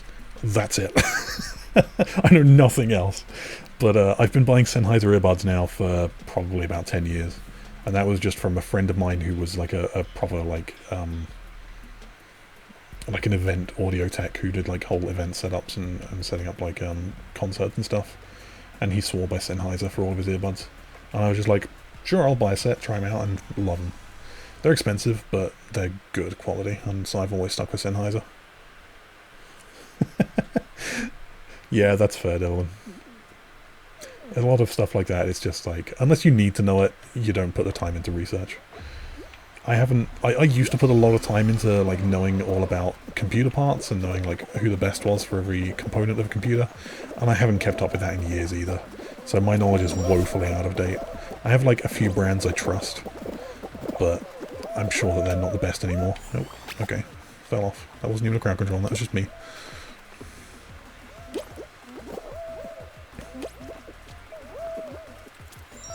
But yeah, it's one of those, I should know more about these things, because they're semi-important to my hobbies, but who has the time these days? I fell off again. Okay. What is with these fists? That's a new variant. Now we're setting up secondary camera. Oof. Yeah. It's rough though. I feel like anything computer-wise like that though, it's just, sometimes things just don't work. No matter how much you know, sometimes things just go wrong.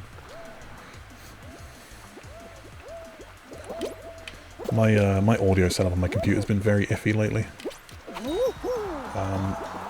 I had to use virtual audio cable for something, which anytime you have to use virtual audio cable, something's gone wrong. But I had to do a setup with it, and it keeps messing up like all my audio settings. Right before stream, I had to reconnect my Bluetooth headphones to my laptop, and virtual audio cable just broke completely. I had to like redo all my audio settings like 20 minutes before stream. Training for SideQuest? Kind of. We're not doing crowd control at SideQuest, we are just doing squads mode for guys. But I guess it's kind of training for me just to get a bit more practice on these levels. There's definitely a lot of changes that came out in patch 4. Season 4.5 in the Dave patch that I just haven't had a chance to play with yet, so anytime I get to play Fall Guys is practice. But I've been way too addicted to Final Fantasy XIV lately, so I haven't been playing Fall Guys nearly as much as I should. Whoops. It didn't occur to me, I probably should have submitted Final Fantasy XIV to SideQuest. It really would have fit the theme. Like, any Final Fantasy game fits the adventure theme we're going for. Oh well. Survive crowd control. Yeah, I suppose. Yeah, crowd control is good for making sure I can deal with distractions. I'm trying to pay attention to chat as well, because that's good for just generally... It's generally a useful skill to have. I don't stream all that often. Like, I've basically abandoned my personal Twitch channel. I just stream on the Zeldathon channel once every couple of weeks. And it's a skill I used to have of dealing with chat, but I've fallen out of it. It's definitely something to build up as a skill.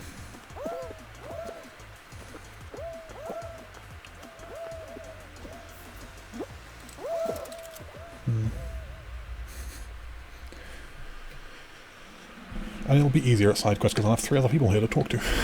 And I'll probably just let them do most of the talking.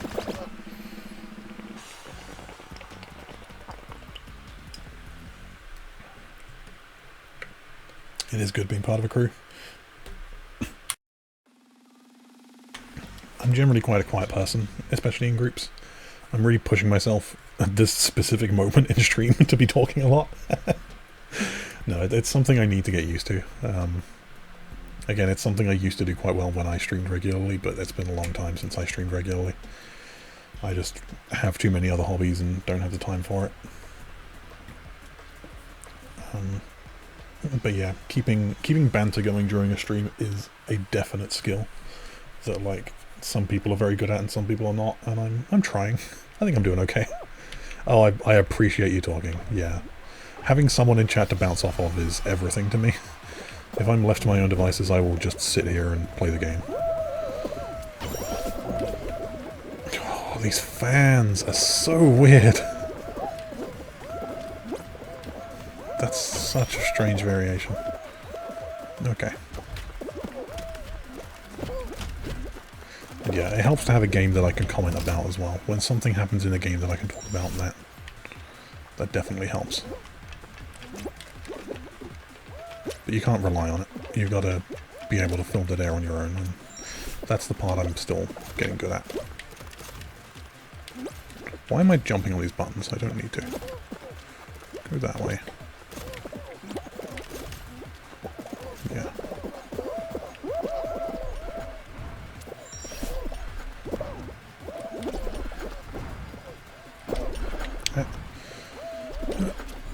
Okay. Other than my own segment, I was trying to think of segments a minute ago. Oh boy, the schedule just has so many games on it this time around. Hammer Watch by Rosie is going to be great. There's a couple art segments. I always love the art segments at SideQuest and at Zardathons. Gee, what else is there? There's the music segment that I've forgotten the name of, but there's like a big collaborative music segment. I've forgotten what it's called. Help me out. Someone. No. I've completely forgotten. Jeez, my brain. No, it's not. There's a collaborative segment that's I can't even remember. It's completely gone. Whatever. I'll look it up later. You're looking it up. Thank you, Taylor. Much appreciated.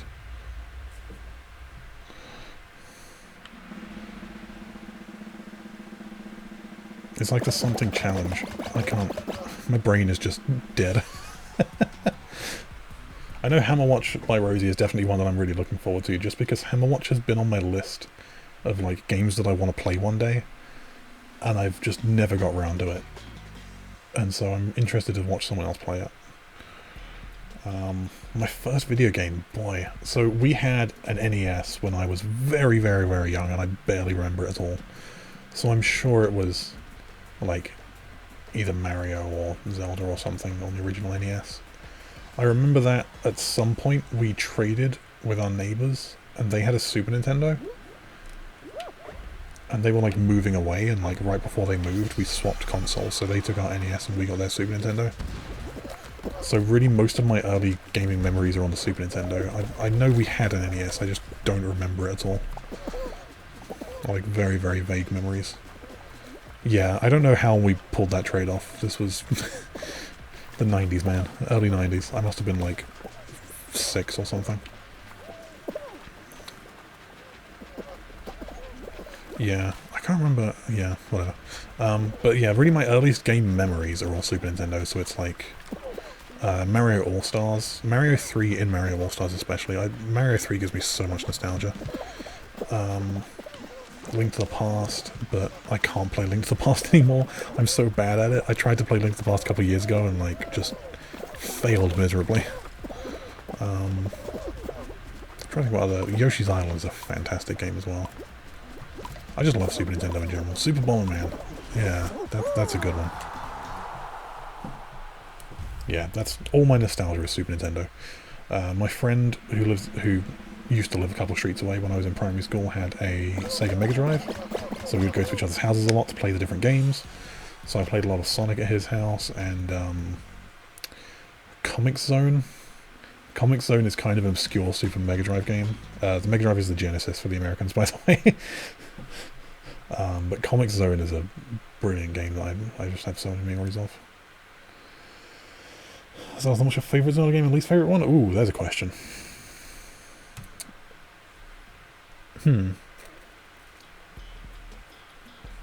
Favourite is difficult for me to answer, because I don't play many Zelda games. I'm a real bad Zelda member. I've only beaten like 4 Zelda games. The Fab Collab? Yeah, the Fab Collab is the art segment. I can't remember what the music one is, but the Fab Collab is going to be great. Yeah, I've only beaten like 3 or 4 Zelda games ever. And at least 2 of those were on the CDI, so... they don't even particularly count sometimes. Depends who you ask. So it's difficult for me to say favourite, because it's definitely neither of the CDI ones. And the only other ones I've beaten are Link to the Past, when I was a wee lad. And I can't beat it again now, so I can't say that's my favourite. And, gee, what other Zelda games have I even beaten?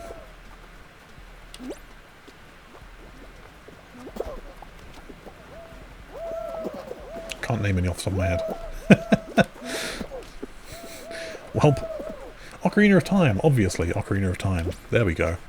Ocarina of Time is favourite, because I really enjoy the randomizer. There we go. Yeah, Ocarina of Time randomizer is really good fun, so that's definitely up there as a favourite. Enjoy watching. I love watching Skyward Sword, actually. I've tried to play it, and I'm just not a giant fan of playing it. I think the motion controls mostly is what messes me up, so maybe the HD release will be good for me.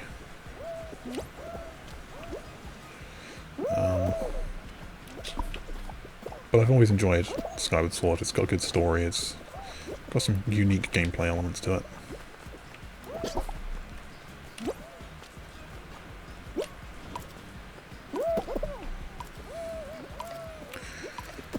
Sorry, focusing on surviving the round. Okay. ZA is not my favourite. No. Zelda's Adventure is the game I've played the most of, absolutely. It might be borderline with Ocarina of Time at this point, actually. I've played a lot of Ocarina of Time randomizer, but probably Zelda's Adventure still beats it out on just sheer number of hours. But it is not my favourite. It is a bad game. It has some redeeming qualities, but it is overall a bad game.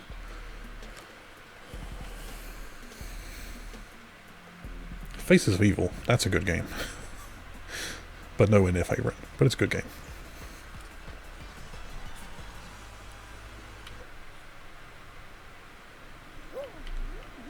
Alright, let's see if we can win a final.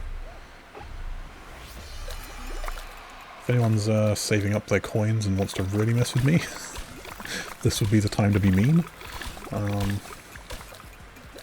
Or you can just hold back and be kind to me for once. That'd be cool. Sorry, the for once in there sounded very snarky. I don't know why I said that.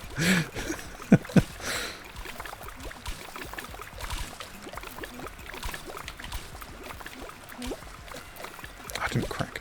Come on. There we go. Oh yeah, absolutely. Zelda's Adventure would be completely saved by enemies that take several minutes to kill.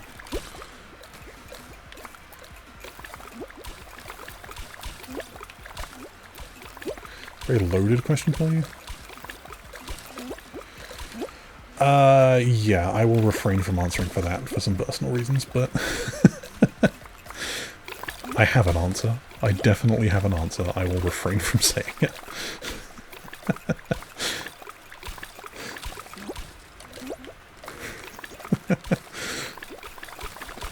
Yeah, no, that's fair. I appreciate you asking. Gotta respect that, but no.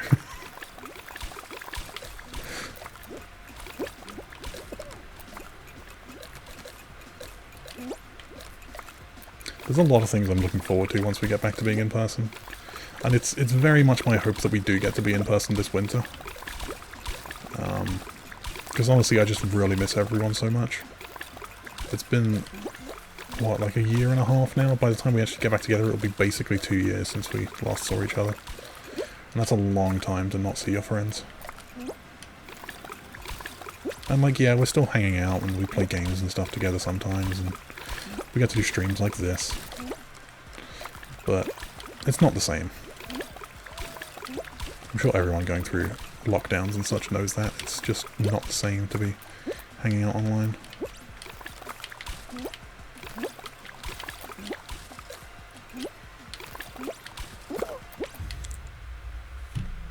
Well then.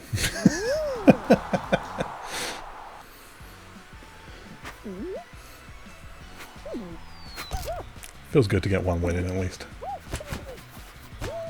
Thank you, chat, for not messing with me during that one.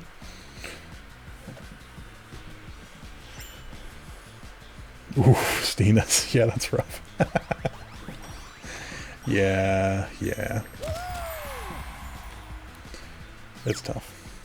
But it's even like, even within the UK, Scott moved to the UK in March 2020. So I haven't met him here yet. And Iris and Penny, I've never met Penny in the UK, I've only ever met Penny at Zeldathon and in Sweden. I've never met her in this country, even though we both live here. And I've never met Iris full stop. Iris only went to one Zeldathon, it was one that I wasn't at. So I've just never met Iris at all. It was terrible. 3 other Zeldathons in the UK and I've never met any of them here.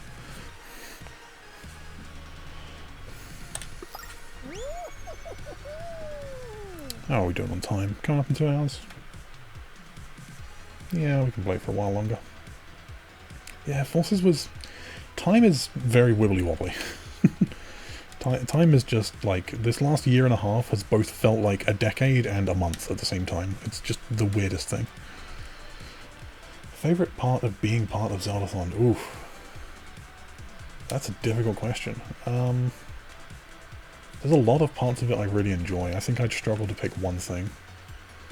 I enjoy having a good group of friends to hang out with. I think there's not a single person in Zeldathon that I can't enjoy spending time with in some way or another. And it's different for different people. Like, some people I could sit and play board games with very happily. Some people I'd sit on a couch and chat with. Some people I just want to hang out in a stream chat. And it's like, it's different for different people depending on all sorts of different factors, but in one way or another, every single person that is part of the Zeldathon team is someone I can have fun with. And, like, I just don't have any conflicts at all there, which is amazing to have a group that large, because we're over 100 people, right? Right? Am I wrong? Anyone? There's got to be over 100 people on the Zeldathon team. That's a big group to have no conflicts in. Like, yeah. I love that we do everything for charity. I think that's amazing. It's rare to find a group of people that are altruistic and giving like that, because, and I think this is probably something that a lot of people don't realise, like viewers don't necessarily realise, or at least not as fully as some of us do on the inside, but, you know, you might see that we're running this event and we're giving our time for it, and that's true. A lot of us give a lot of time to organise Zeldathons and side quests, but a lot of us give a lot of our money. You know, when we want to attend a Zeldathon, when I want to attend a Zeldathon, I'm buying plane tickets to get to and from America, I'm buying a hotel room to stay there, I am buying food while I'm there, you know, there's luggage expenses, there's insurance, I have to get health insurance when I stay in America. I just lost the first round right after winning final, okay. It's, all in all, me attending a Zeldathon probably costs me about $2,500 total. And I don't think that's a necessary, like, I could do it cheaper if I wanted to. There's definitely a few things that I splurge on. But, you know, it's a lot of money. And then I donate as well. Like, the vast majority of attendees are also donors towards the charity. And a lot of them, like, some of our biggest donors are attendees. So, people are giving their time, they're giving their energy, and they're giving their money in many ways. And it's amazing to find a group of people who are willing to do all of that. And yeah, oh, by the way, the $2,500 figure is an extreme, like, I'm probably one of the highest spenders because I fly premium economy. I don't fit in an economy seat. I'm a big guy. I cannot fly economy. So my plane tickets are definitely a lot more expensive than most people. Hotel rooms I tend to share with one person, whereas most people stay in a group of 4 in one hotel room, so my hotel expenses are a lot higher. I tend to buy a lot of fast food while I'm at Zeldathon rather than like making my own meals while I'm there, so my food expenses are a lot higher. So I'm definitely... Why am I watching this round?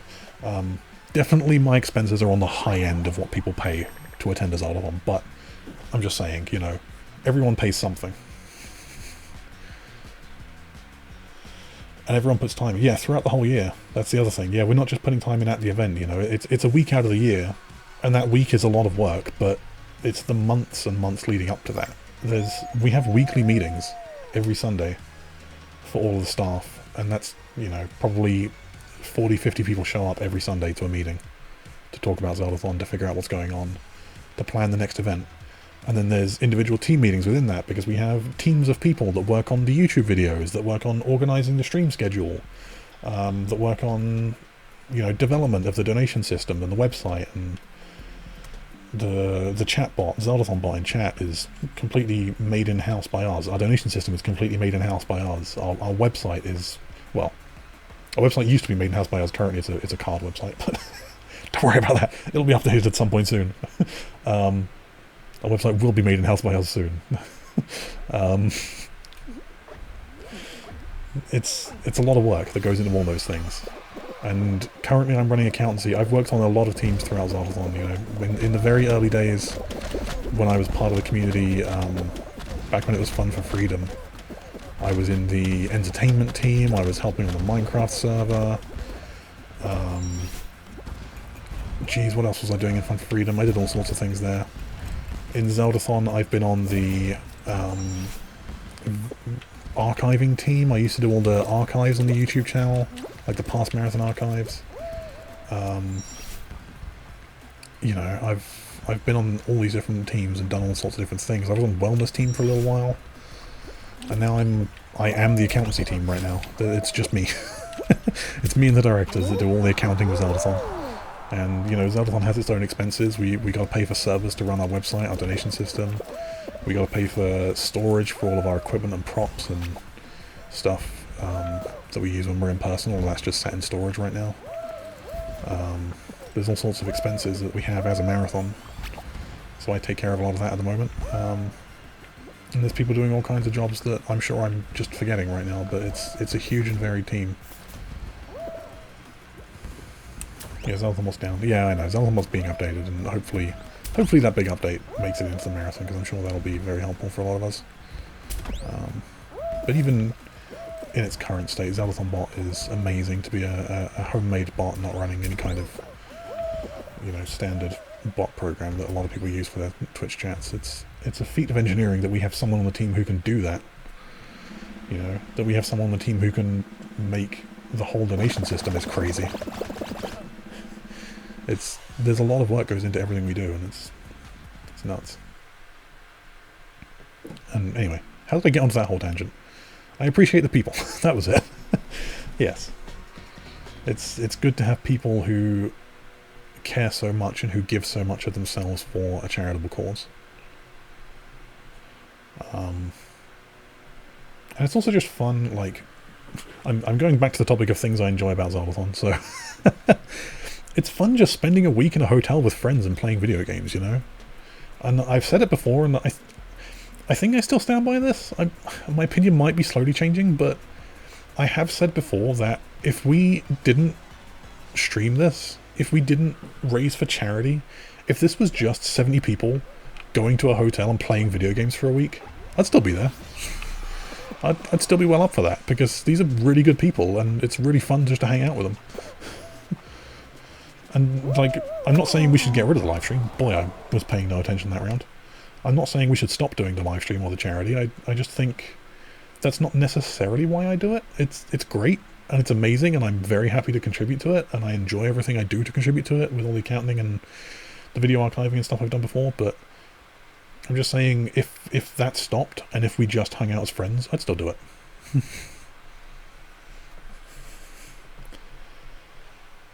Yeah, stream and chat. Yeah, a lot of people on the team spend time moderating chat. Thankfully, we have a wonderful group of community mods now, who are not strictly members of the Zeldathon team, but they're like part of the community and they help moderate the chat with us. It wouldn't surprise me at all if some of those people do get invited to Zeldathon eventually. No promises if any of you are listening. That ain't up to me, but I'm just saying, if you're dedicated enough to our community to put in the time to moderate the chat, you might you might work your way up eventually. I'm pretty sure that's how I got in eventually. Actually, that's definitely how I got in. I was a chat moderator for like 3 or 4 marathons before I started attending. No, wait. I was a chat moderator for like 1 or 2. It went very quickly. Time is wibbly wobbly. Don't worry about it. Yeah, a lot of attendees do keep an eye on chat though. I'm grateful we don't have to quite so much anymore, but yeah, we still do.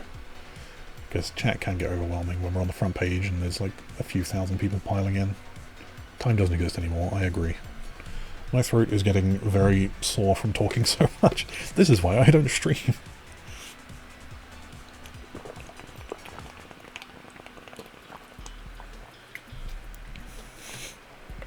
Yeah. You want to know my journey to getting invited to Zeldathon? I mean, I know I've told this story before, but I will gladly tell it again. And I do not recommend doing this anymore as a strategy. It will not work. I don't know how it worked for me, but it won't work for anyone else, so don't do it. I used to watch Firelands or Bust on YouTube. That was my introduction to sort of charity fundraising through video games. Firelands or Bust was or still is, an ongoing YouTube channel. Stina's got the emotes. I know Stina's a big fan, still is. I've kind of fallen out of it now. Firelands or Bust is a guy called Kurt J. Mack walking to the Firelands in Minecraft beta 1. Something. 1.7.3? Sure. Old version of Minecraft where if you go several million blocks away from spawn, the terrain gets all funky. And he's just walking, and that's what he does. For YouTube videos, for live streams, he travels through survival Minecraft terrain and just walks and terrain and like navigates the terrain and sleeps every night and travels and travels and travels hours at a time. And he's been going for like, I'm gonna take a guess, it's been at least 5 years of just doing a few hours, you know, a couple times a week. And he's maybe like a quarter of the way there. Anyway, that was my introduction to charity fundraising through games. The whole way along he's raising money for the various charities. Whenever he reaches his charity goals, he hits the F3 button to find out how long he's been going. It's 8 years now, geez. Yeah, it's a long old series. But yeah, that's what introduced me to the concept. Kurt eventually got invited to the Mindcrack server, which introduced me to a whole load of other Minecraft YouTubers. Some great people on there that I used to watch all the time, like Good and BOO and Etho and DocM. And MC was on the server. And I remember when I first found Minecraft through Kurt, I was like checking out all these people and I'm like, oh wow, there's all these really cool channels. I'm like, oh, this guy looks really fun and that guy's a really good builder. Yeah, I'd love to watch that. And I checked out MC's channel and he was doing his Good Morning Minecraft series and I loaded it up and I watched an episode and I was like, I don't like this kid. He's weird. His series is strange. Like, who does a morning show in Minecraft? That's just weird. Like, I ain't watching this. So I didn't. I didn't watch MC at all. I watched Pause on Pause. Pause was a cool guy. He was doing all this really cool content. I loved Pause. And then a few months later, Pause got invited to Zeldathon Water. And so Pause and MC did this little video together announcing the marathon and that Pause is going to be attending. And I'm like, oh, that's cool. Yeah, I'll watch it. And then Pause couldn't make it to Zeldathon Water. His flights got cancelled or something, so he didn't actually get to attend. But I watched it anyway. I tuned in and it was just like these goofy people singing and doing stuff for charity, and within like an hour of the stream starting, their donation bar broke. And I sent them a donation telling them how to fix it. We found the clip on... There's an old episode of the Zeldathon show where MC was interviewing me, and I found the clip in Zeldathon Water where I donated to tell them, hey, this is... your donation bar's bugged, this is how you need to fix it. Because that's how I started my time at Zeldathon. And yeah, I watched a lot of Zeldathon Water, and that was like back when they had a punishment system and you could like donate for specific people to have certain punishments like dancing or singing or whatever. I did a lot of that. There was an auction for a t-shirt at the end of the marathon. I put several $100s into that. Skypebot was a lot later on because I was also a guest on Skypebot by that point. That was after I'd started attending. But yeah, Paul's has a bit of a history with Zeldathon, which is great. But yeah, Zeldathon Water, I was just a viewer and a donator, and it was fine. After Zeldathon Water, like, I think my name kind of got known, at Water, because I donated quite a lot. And that, in those days, that would get you noticed because, I mean, it still does, like, you'll still be a known name if you donate a lot, but there were less big donors back then. The donation totals were a lot lower, so you'd get noticed for it. So my name kind of got known for that. And then I started watching MC streams after Zeldathon, because it was like, he kind of warmed up to me, you know, I got to know a bit more of what he was about through Zeldathon, and I was like, yeah, he's a pretty cool guy. Watched some more of his YouTube, watched his streams. Continues to donate a lot to MC's personal streams as well. Bought him some video games that he was after, because he had like an Amazon wishlist and stuff. Donated him some money. Eventually got made a moderator in his channel because of that. Eventually got added on Skype by him because of that. I think at one point, like, I donated to him and he was just like, "Yo, send in a donation with your Skype name and I'll add you." And so that's how I got on MC's Skype. Don't try this again. This will not work. Do not try and donate again to Zeldathon. It will not work. This was way back in the day. And yeah, eventually being a mod in MC's chat meant I could moderate Zeldathon because oh no wait, Zeldathon was with Fun for Freedom channel at that point. I ended up becoming a mod at Zeldathon as well shortly after. I don't remember exactly how. That's fair, MC. That's entirely fair. Glad you're here for this story. Hope you missed the bit where I didn't like your YouTube channel.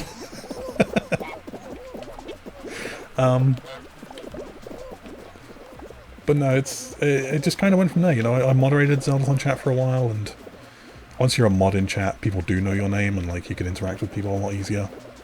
So I got to interact with more of the Zeldathon members, and then it was Zeldathon Adventure, where it was the first marathon in a hotel, and that's where I got my first invite. And I think that's where a lot of international attendees got their first invites, really. I don't know, maybe I'm misremembering, but I feel like, yeah, once it was out of MC's house, it was easier to invite more people, and especially to invite international people.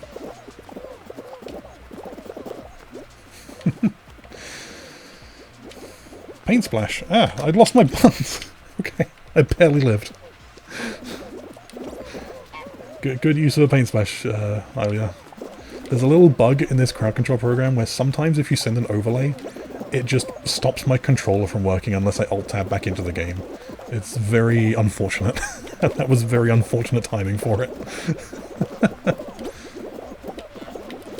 Yeah.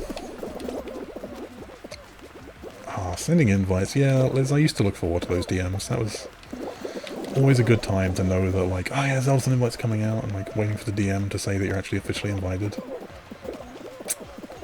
Man, those were good times.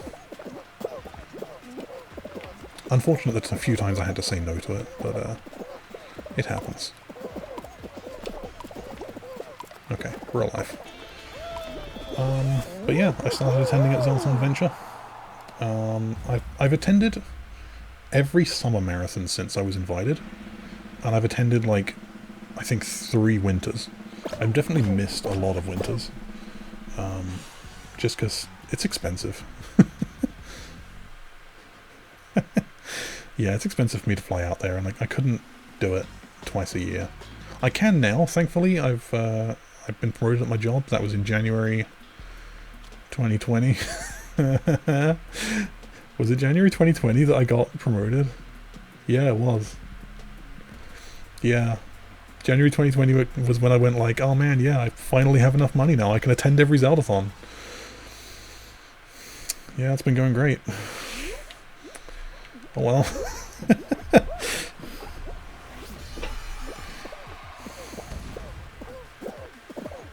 Was it January 2019? Because it was a... No, it was 2019. Because I showed up to that marathon, right? Wasn't that the marathon where I just randomly showed up? Was that winter?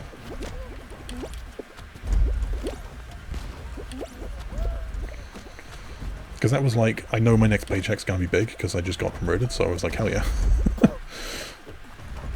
Yeah, so I made it to like half of that winter. That was Champions? Yeah. Maybe. No, it was the one before Champions. Geez, I don't know. Timelines are weird. Time is meaningless. Whatever. I made it to like half a winter marathon because I just randomly showed up because I had money for once. And then that was about it.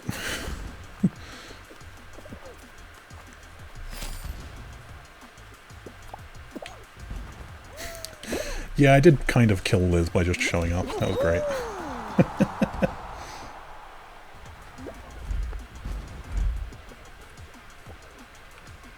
Yeah, all of 3 people knew that I was going to be there. I also broke Lindsay. That's fair. I broke quite a few people. That was the fun evening where like I think when I got to the marathon, like a couple of groups were out for dinner, like they'd gone out to restaurants. So I was just sat in chill room, like in plain view of the door of chill room. And so every time a group would come back from their food, they'd just be like walking past chill room and look through the door and just do this massive double take of just like, what? Yeah, that was great. Got quite a few people there.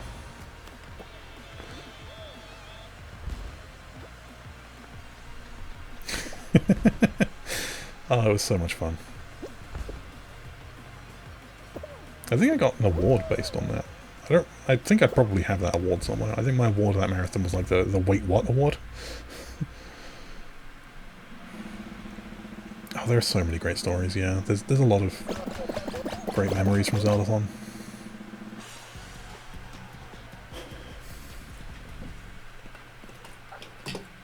I still have this one on my desk.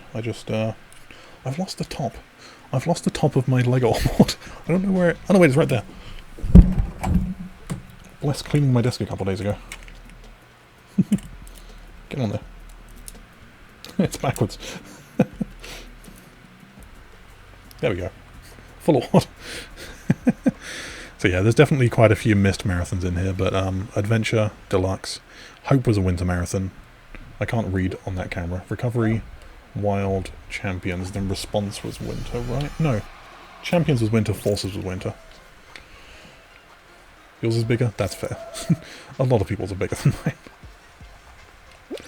I gotta work with what I got.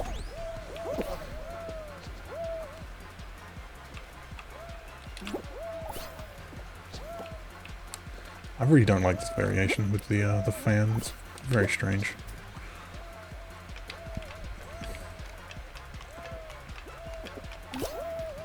Oh, man.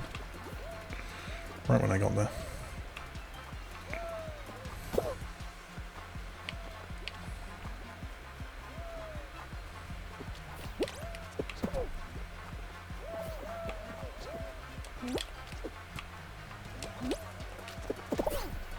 Haha.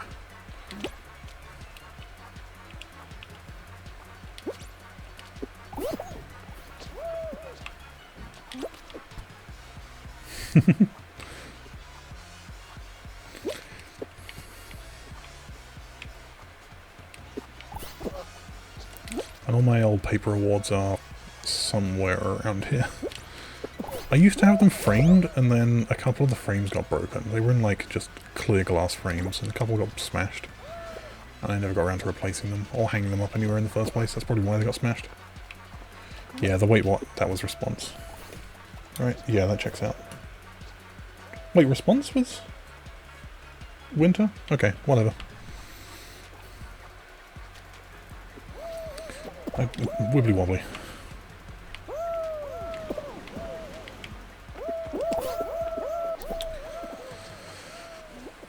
Anyway.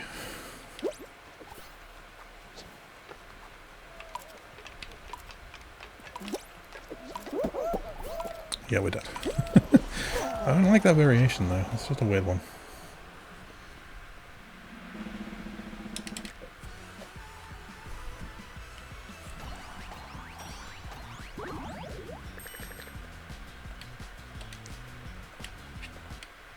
I'm trying to think of like other good Zeldathon stories, or like Zeldathon adjacent.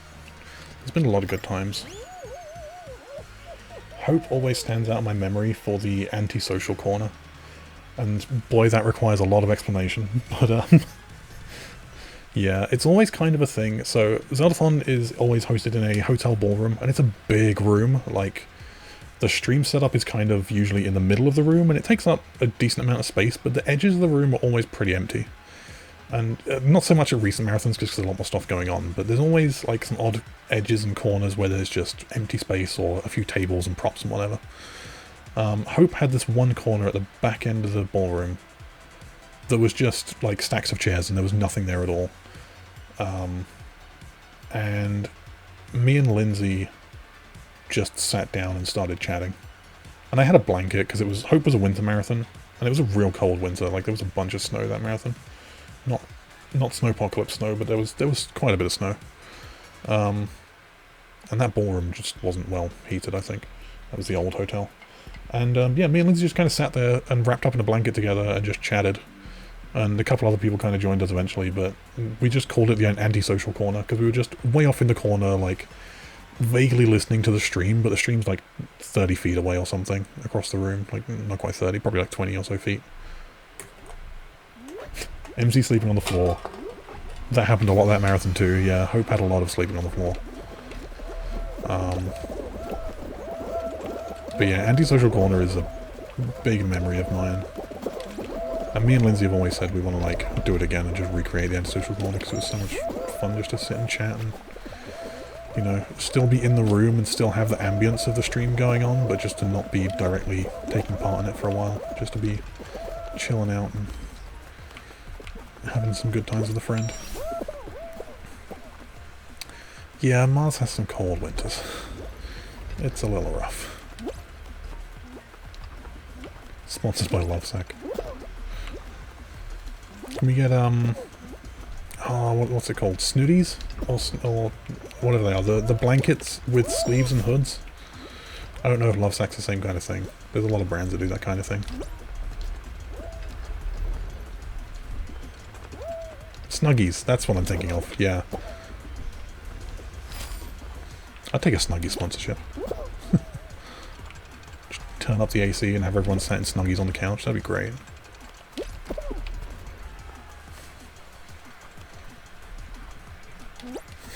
Where's Monica's DMs? Get on it. No.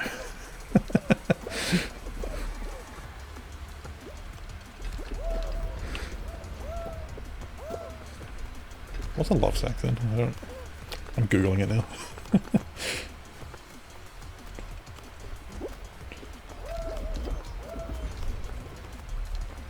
Ah, beanbags.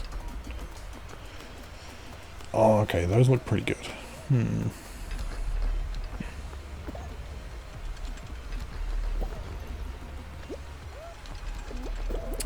Yeah, I'd take a love sack. That seems pretty good too.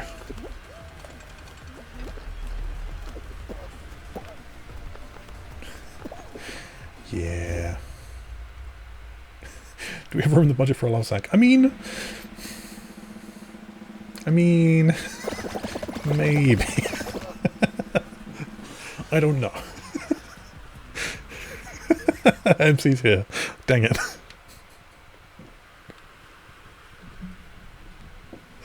I don't know is the honest answer. In-person marathons are a very different beast. And I don't know how the budget's going to work out for a next in-person marathon because I just haven't had the experience of managing one yet. Side quest budgets have been working. They've been working. But there's not a whole lot of room for flexibility in there. Sometimes it gets a little iffy, but we've made it work. It's fine. I can see in-person being tighter. I don't know. We'll figure it out as we go. I probably shouldn't talk about this too much on stream, huh? But whatever.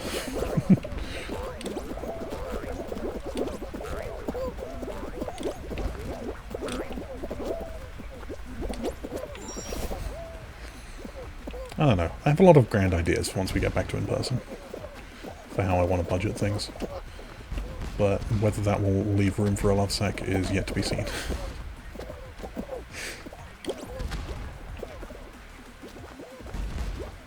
Everyone wants to...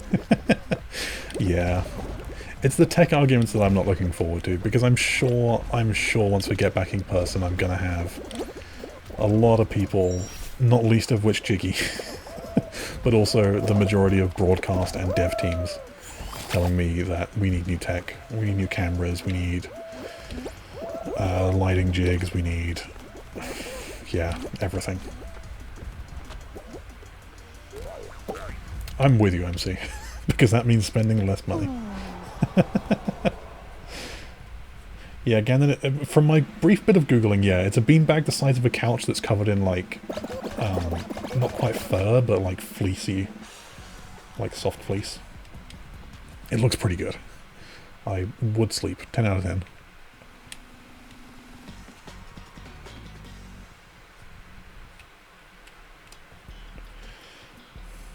Mike's is good. Didn't we just get new lights? But yeah, we need a new rig, that's fair.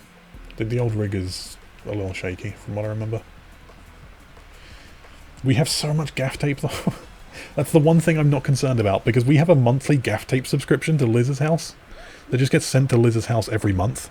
And so there's enough gaff tape every 6 months to run a marathon. And we haven't run a marathon in 2 years, so we have so much gaff tape. Gaff the entire friggin' floor for all I care.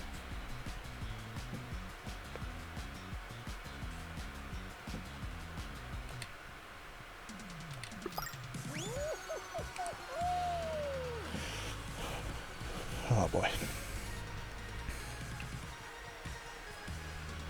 Compression, EQ, and noise gates. I should look into all of those things. I have an microphone and XSplit. That is my audio setup. One USB mic boy.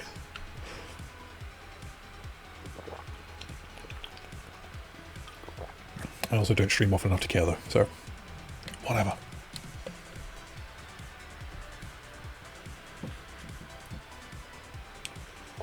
Thank you, MC. I appreciate that. Yeah, a couple people said that in stream today as well. This is a good mic. Like, for a USB mic I bought, like, probably 5 years ago, it's solid. MC, you're gonna make me cry. No, I got a good voice. I just don't use it very often.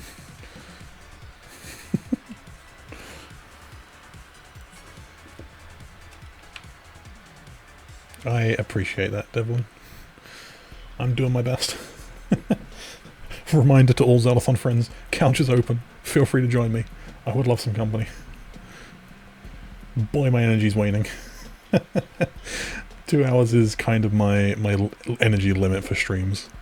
So I can't guarantee we're going to go a whole lot longer here. Oh yeah, I won't be able to talk later, like, I'm sure you can hear my throat's getting rough. I do not talk this much in a regular day. This is a rare occurrence. Plenty of water. Water is helping. I also have some lozenges. I'm gonna have a lozenge.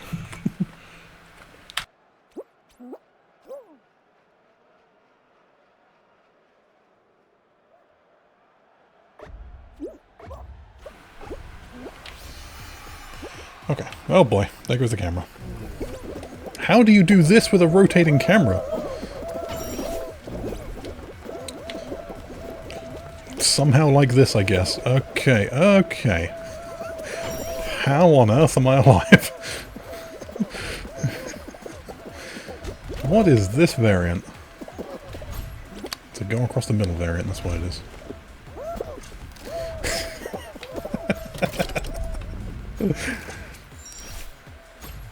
Banned from complaining.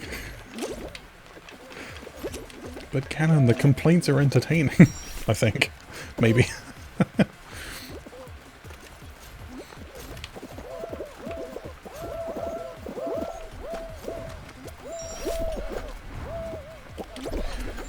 You have a weekly one-on-one meeting, man.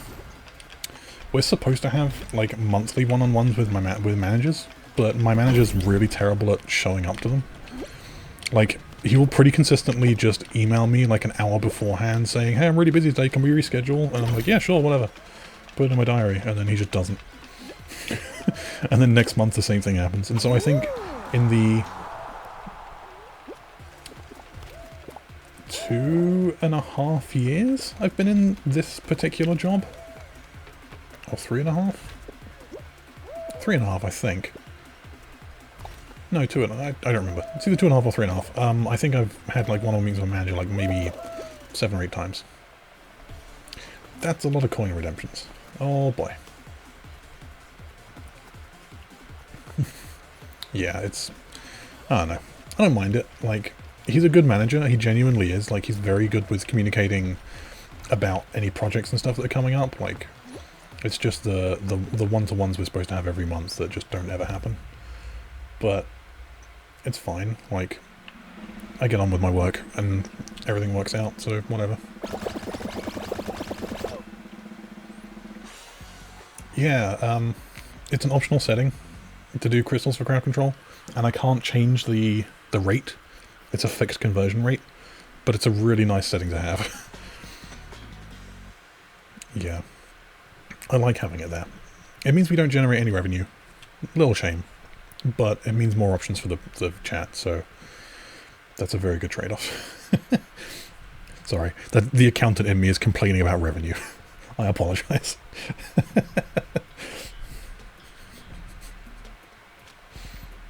Yeah, a lot of people are focused on being friends friend. That's entirely understandable. I don't begrudge any of it. I respect the grind.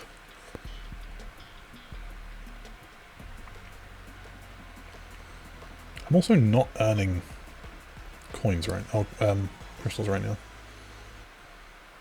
which is weird. I think it's because I use pop-out chat while I'm streaming. I don't actually have the main stream page open, so I think you don't earn crystals on pop-out chat. Okay, we're just going left now.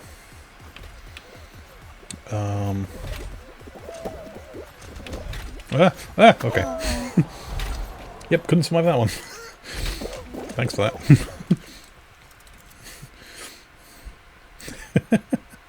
Oh, hi. Good to see you. Welcome to the broken loading screen.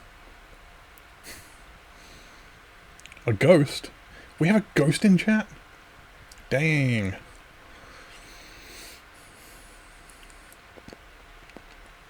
So I think, and I might be getting this wrong, people more knowledgeable in crowd control might be able to correct me, but when an effect is sent by a ghost, I think that's an option that people who subscribe to the crowd control channel get. So that they can send an effect without calling out their name. I think anyone can kind of do it if you just use the crowd option. Like if you put your coins into the pool to send a crowd effect, then it will send it as the crowd, even if you fund it 100% yourself. So you can kind of do it that way, but if you're a subscriber to the crowd control channel, then you can just send all your effects as a ghost. And then it doesn't call out your name, so streamer can't get mad at you. Not that I get mad. It's all in good fun. But, yeah, you don't see very many ghosts. We're not a huge channel. I don't get a lot of them around. Good times. Welcome whoever you are. What's much scarier is when you get an effect sent by Jakku. That's when you're in trouble. No. Jakku's the lead dev. He's a cool guy. He just has infinite coins everywhere because he's a lead dev. So, scary times. Ah! Yep. Oh, and we're diving. Okie dokie. What is going on? I couldn't tell which way was forwards for a moment there.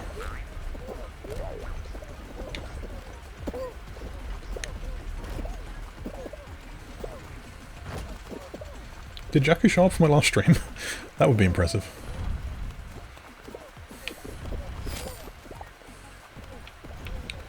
Oh, I know why grab doesn't work. I rebound the grab key. Yeah, I changed the grab key on my controller. So the grab effects don't work. Yeah, I'll refund those. And I'll disable them.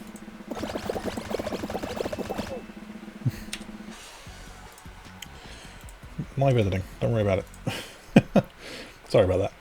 The shoulder, the trigger on my controller doesn't work very well, so I rebounded to a bumper. Grab, and where's grab for 10 seconds? Endless grabs. There we go.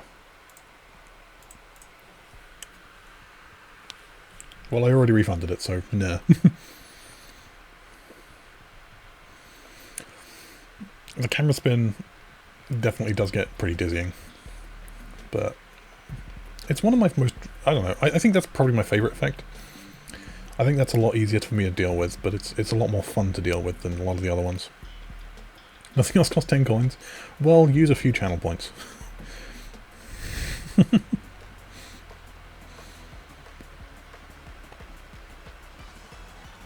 Oh yeah, I'll pull them. Yeah, pull them towards something else. Someone else can go in with you on a dive or a overlay or something. Oh boy, we got this variation again.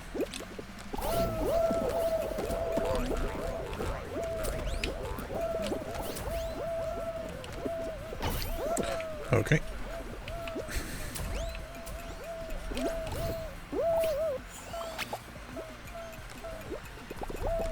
Ah, get off me.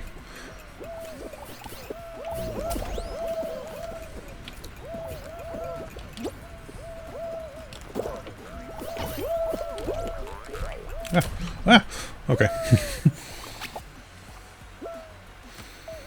Thrown around.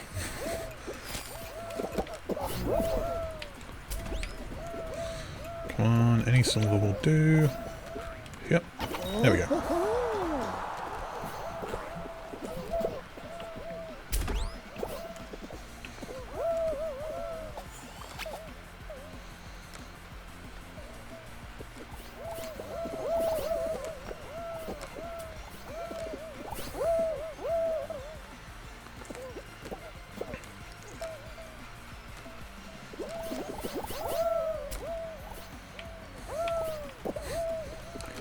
Such a strange variation, this one, but it's good fun. It's a different strategy required, so it's nice. I like it. Just gotta get used to it.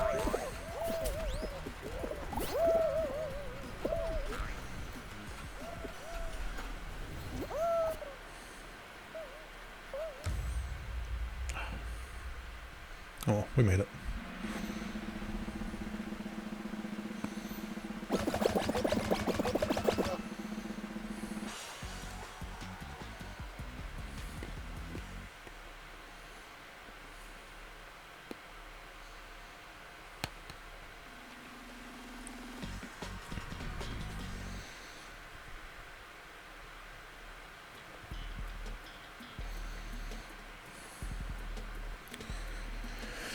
Okay, Hoverboard Heroes is a good round.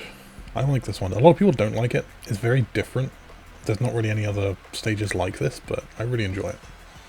Oh, it's a variation. Haven't seen the axes before. Hopping off. Alright, thanks for hanging out, Devlin. It's great seeing you. And welcome to the Ape Brigadier raid. Hey, thanks very much, Dan. Hope you enjoyed your stream. Hope you had a good time. And welcome everyone who's coming in. We are here playing Fall Guys Crowd Control, which is apparently a thing that exists. I'm doing my best to survive, but if you want to mess with my gameplay, you are welcome to throw some bits or some channel points towards the Crowd Control extension. And you can send all kinds of crazy effects, like forcing me to jump or dive constantly for a few seconds, or spin my camera around in circles. All kinds of crazy things to mess me up, so feel free to do that. And anything you give in terms of bits or subs, etc., I will be matching 100% of that revenue as a donation to SideQuest just as soon as donations open, which I think is tomorrow, but I'm not 100% sure. But I'll be keeping a record and tweeting out once the donation goes through, so yeah, do what you gotta do, mess me up for fun. It's all a good time, it all goes to charity.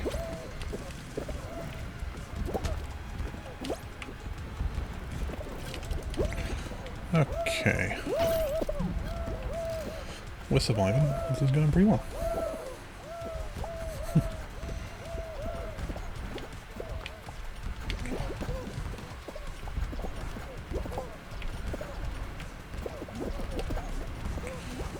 Okay, fans. That's an interesting end. I barely made that. I thought I was going to die.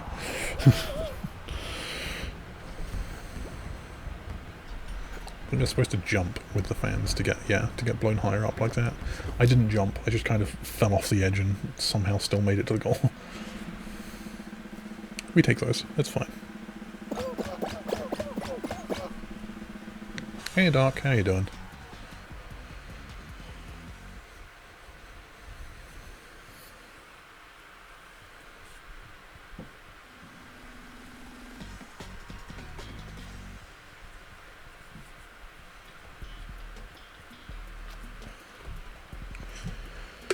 Tiptoe. Nice and easy. I still haven't done a single emote, have I? I still need to do 10 emotes to get my daily. I'm just going to do those on Tiptoe because a lot of this is just standing around waiting anyway.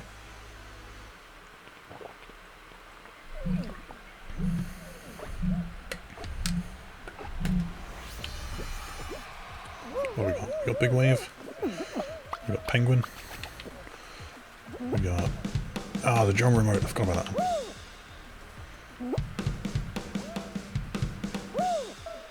And I got Pointy. Okay. That'll do. Let's pay some attention to the game here. Oh yeah, I'm dead. Okay. Yeah, I waited a little bit too long there, but that's fine. Pretty sad today. Aww. Didn't go to special sources. That's a shame.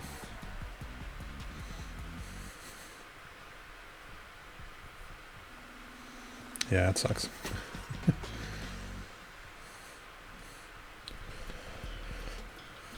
Why am I still... I lost, right? Yeah, I definitely lost. Okay. Hey, I did 5. Halfway there.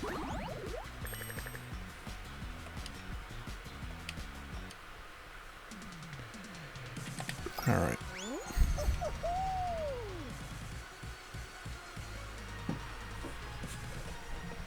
Where are we on... Where's my phone? There's my phone. I put the lozenges on top of it.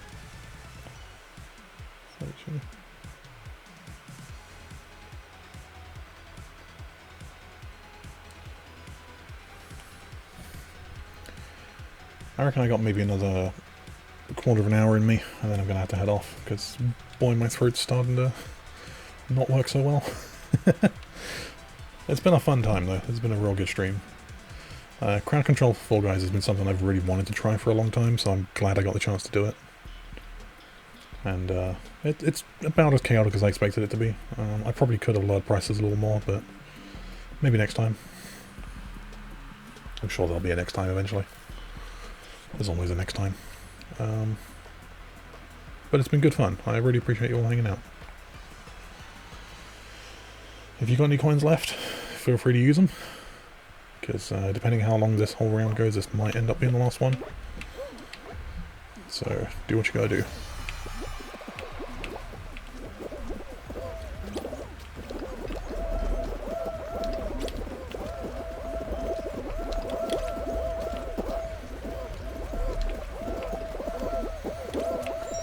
Oh boy.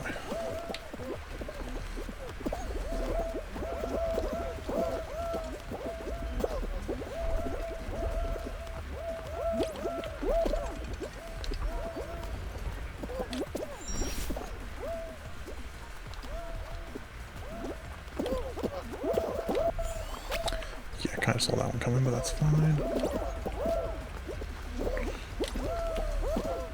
Nope, that's fine. This is just a terrible place to be. Just gonna go respawn. There we go.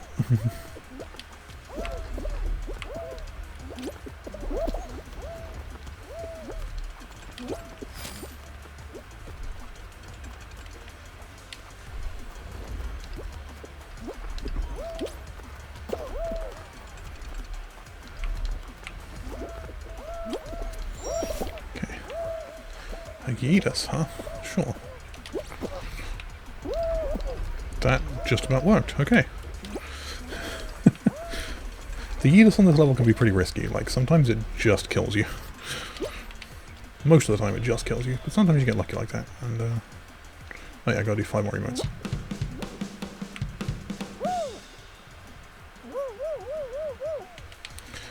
Hey, hey, come on, goes that way.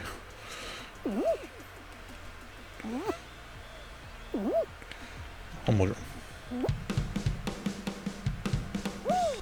Okay. That's the daily's done at least.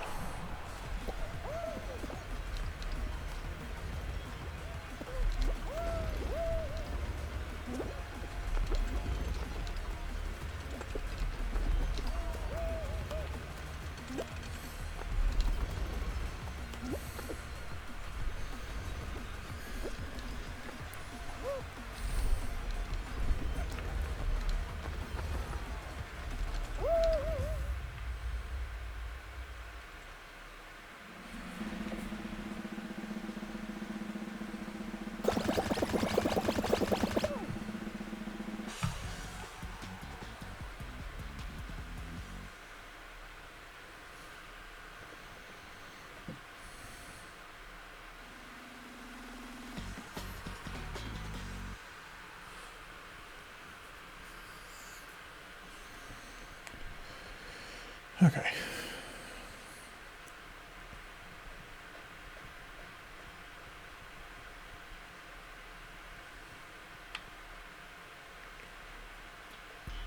I don't think we've had slime climb.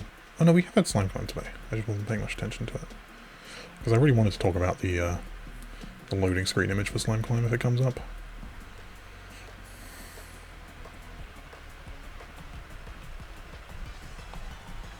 Maybe we'll be lucky after this. So many new maps. Yeah, there's been quite a few added.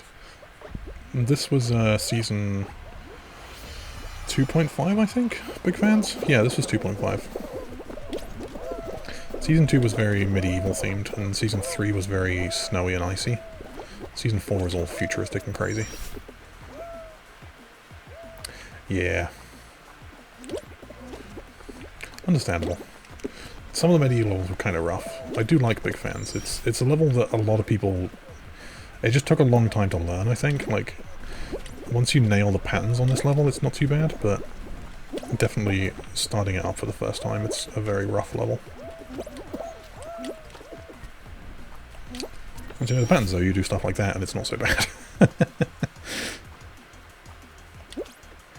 Definitely just gotta learn it.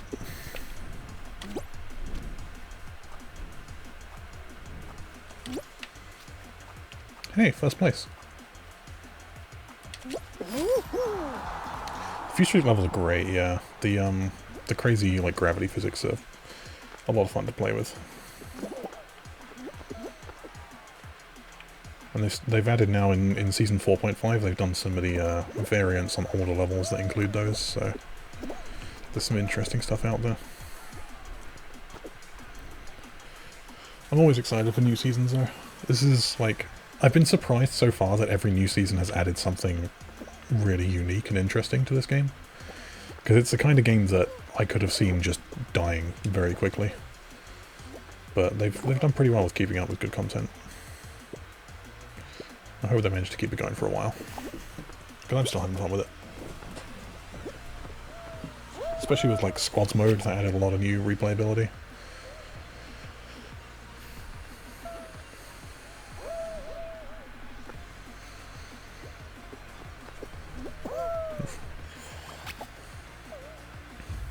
I haven't heard anything about Season 5 though. Maybe I just haven't been paying attention, but I don't know if they've teased any of the stuff for Season 5 yet.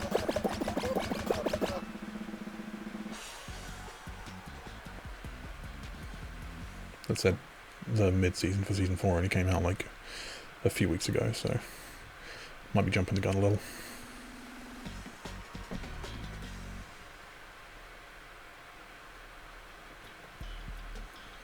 Well, heroes again. Okie dokie. Easy enough.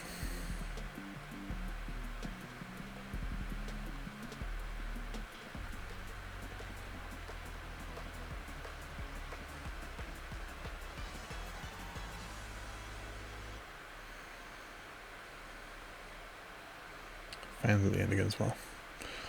Good stuff.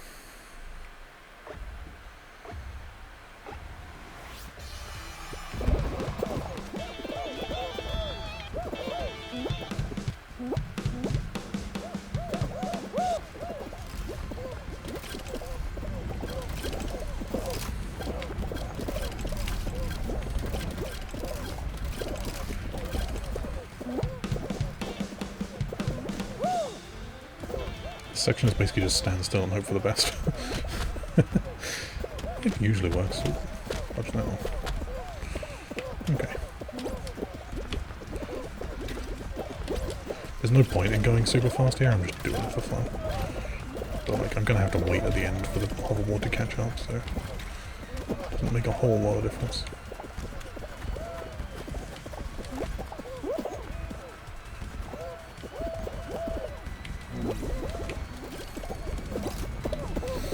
Oh, I'm dead.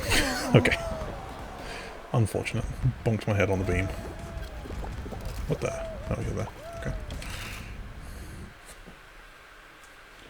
What have we got in time? Let's do one more and then I'll call it. I think I can do one more. If the loading screen ever works. Oh, Fall Guys. I don't know if this is like servers being weird today, or if it's my internet being weird, or if it's crowd control doing something weird. Could be any of the above, to be honest. But this has happened quite a few times.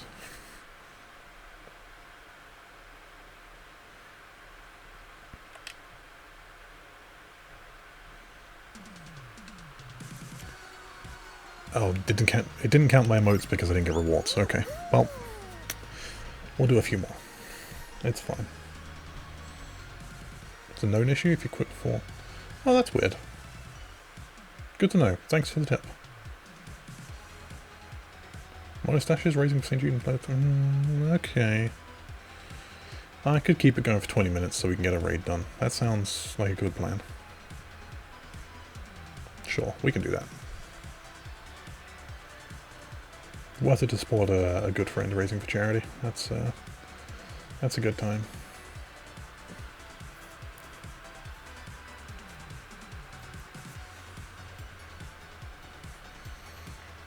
I'm just anxious to get back to Final Fantasy. I want to go level up armoring. Armor smithing's hard work, but I want to level it up. Nah, I've been doing a lot of grinding lately, so it's just on my mind that I want to do a bit more. Finish things off.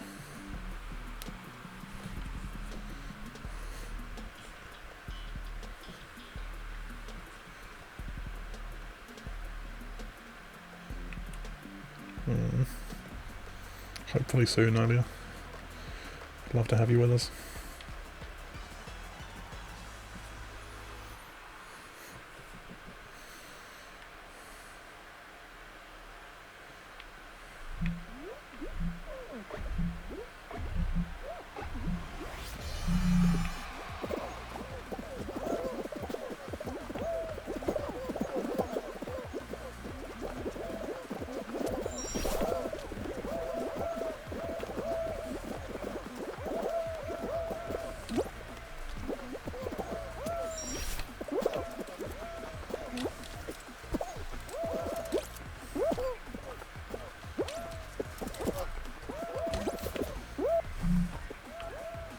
Stand up, you fool! No, come on, I rolled for so long.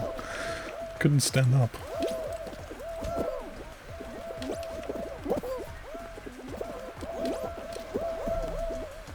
Oh, come on!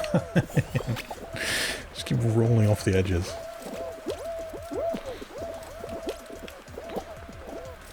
That's what annoys me on this game sometimes. It's like, the things that aren't my fault.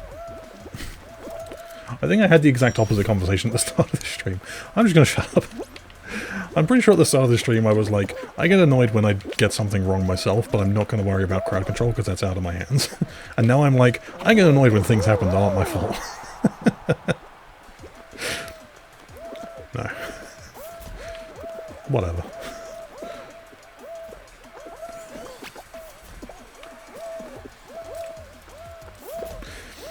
It's different, I guess. It's like, crowd control doesn't bother me because it's for the purpose of entertainment. I guess that's the way to put it.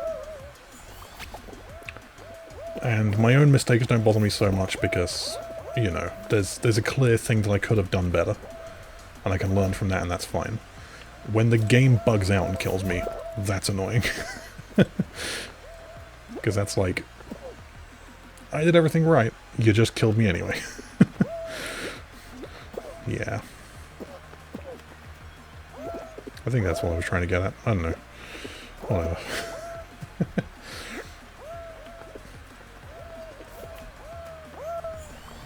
Oof.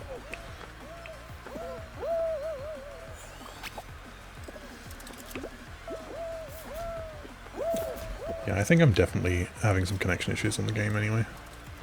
There's a lot of, yeah, weird lagging like that that's happening. And that's probably just because my internet can't quite handle streaming and gaming at the same time.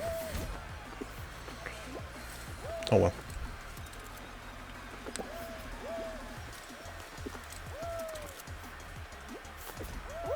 Maybe I should drop to 720p for next stream. Yeah, there definitely is a bit of wacky lag.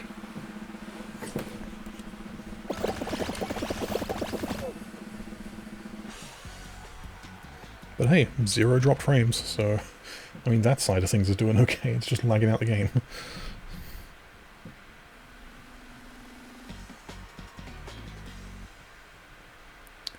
Yeah, it's fine.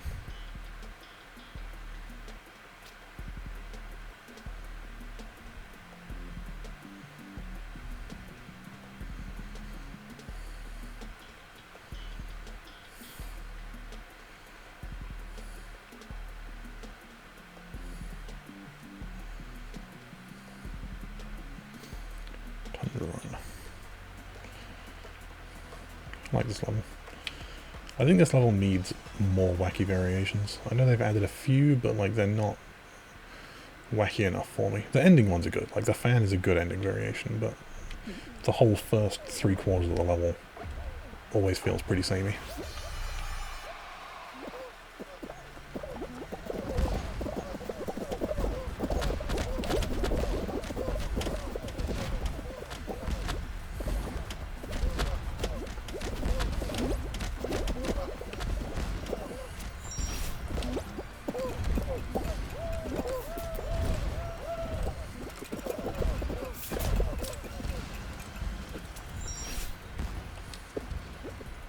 What the heck was that? Bounced my head off the... Okay. That worked.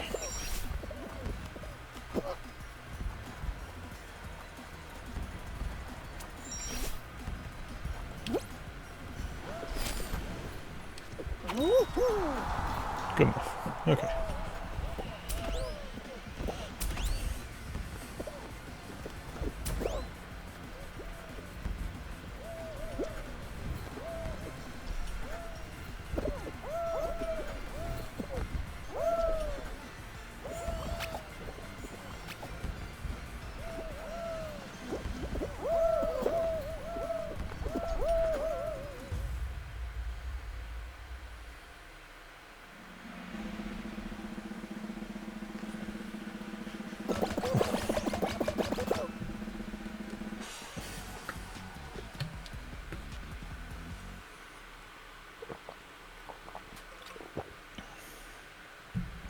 This was a full bottle of water at the start of the stream, so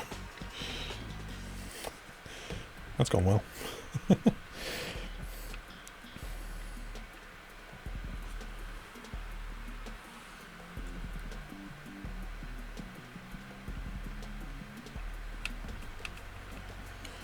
Now, Freezy Peak is a good level. I think it's the first time we've seen it today. Again, a level that could use variations. I don't think I've ever seen a variation on this level. I don't think this has any.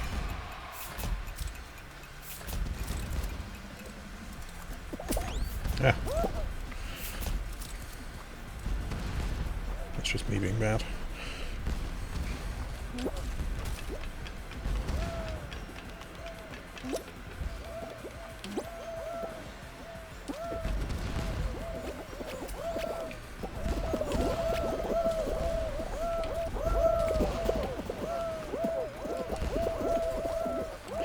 Yeah, this doesn't come up super often. It used to come up a lot in Season 3. Well, but I think since Season 4 this hasn't come up very much at all.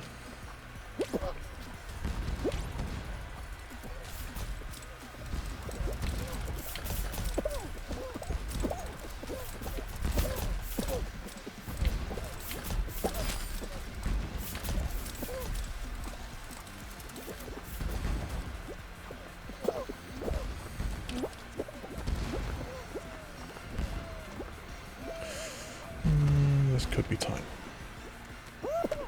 Okay. Just about made that. Completely missed Season 3? Yeah. That's fair. Kept up pretty well with playing every season. I don't know how long I'll keep doing that, but still enjoy it. Season 3 had some really good levels though. The slide one where you gotta jump through hoops, I don't remember what it's called, but that one's good. Probably one of my favourites. Probably in general, Season 3 levels are my favourites. over the other seasons. Season 4's a close second. A lot of good stuff in Season 4 as well, but yeah. Like golden Yeetus. Okay. Are they always golden? Do I just not know that?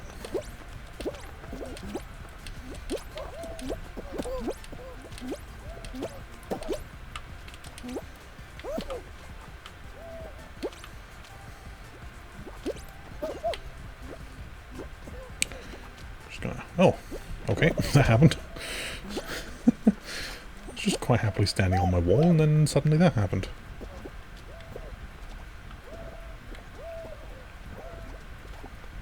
Yeah.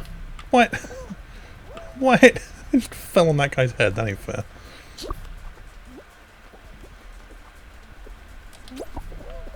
Get...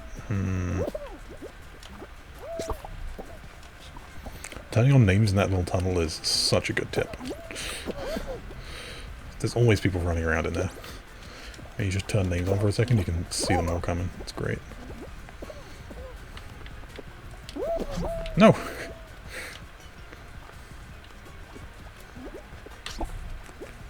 Yeah.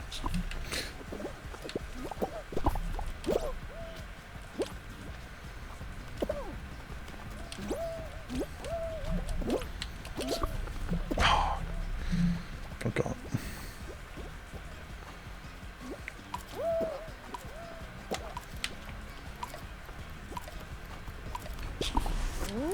Yeah! Last second. Yeah, the skee ball one. Yeah. Just like sliding down that giant ramp and jumping through the rings. It's probably my favourite one.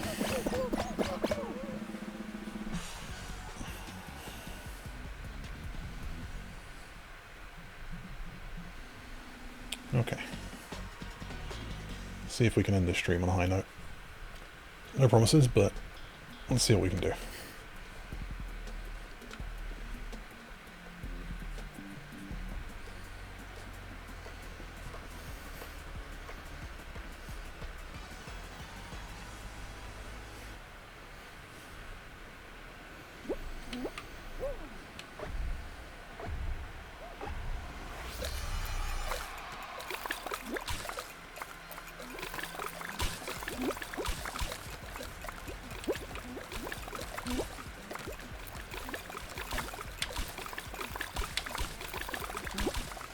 I always make a hole at the start of Thin Ice, because it's surprising how many people will just fall down a hole if there's one in the middle, right at the start of the game.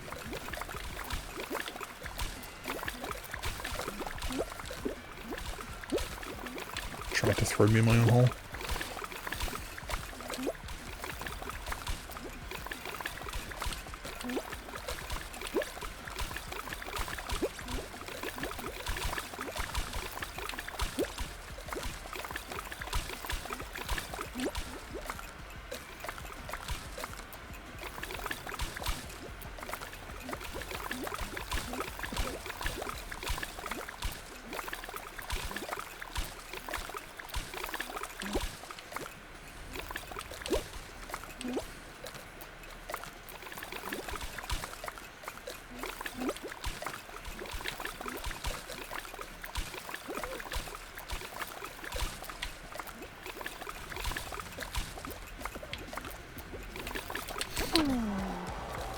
Well, that happens.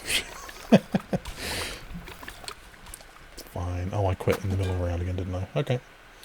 That's fine too.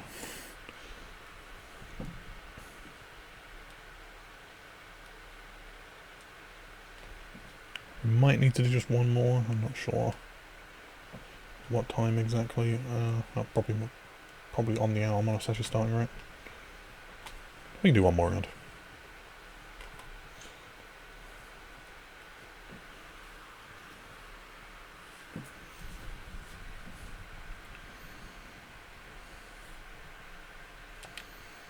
Yeah, I gotta stop doing it. Because it still hasn't counted my daily. Finish the daily. Don't quit in the middle of a round. That's the goal.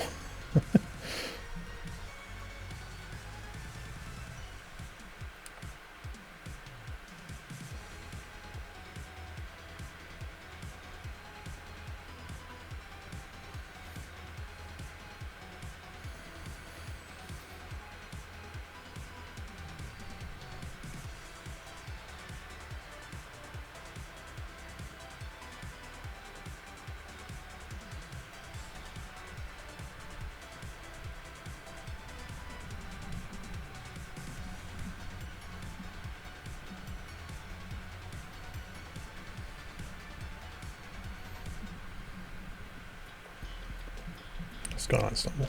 Good level.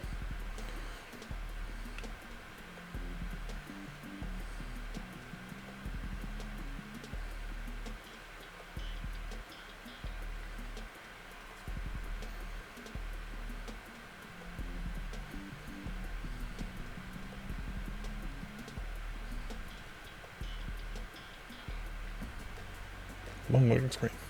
Okay.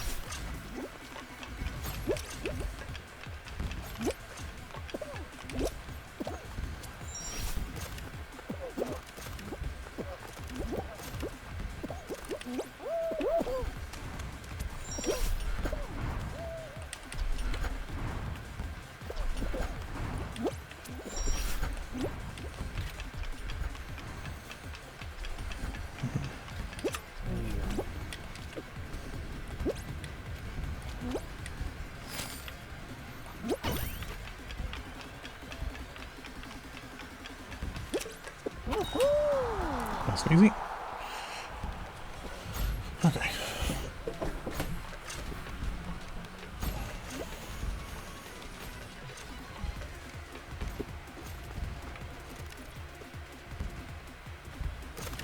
This is like...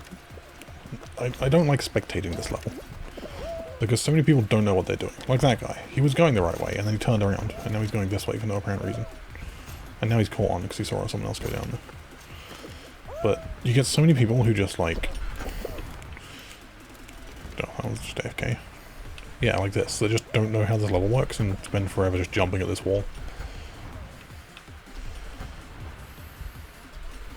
And it's really sad to watch. I'll eventually figure it out.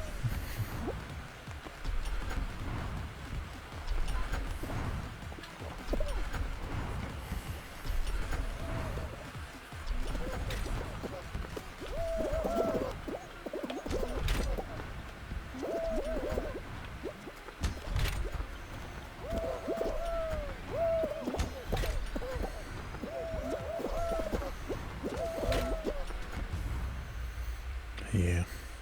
I don't like those flippers, I always go around the side. I used to do flippers when I first started the level, but they're just so RNG heavy.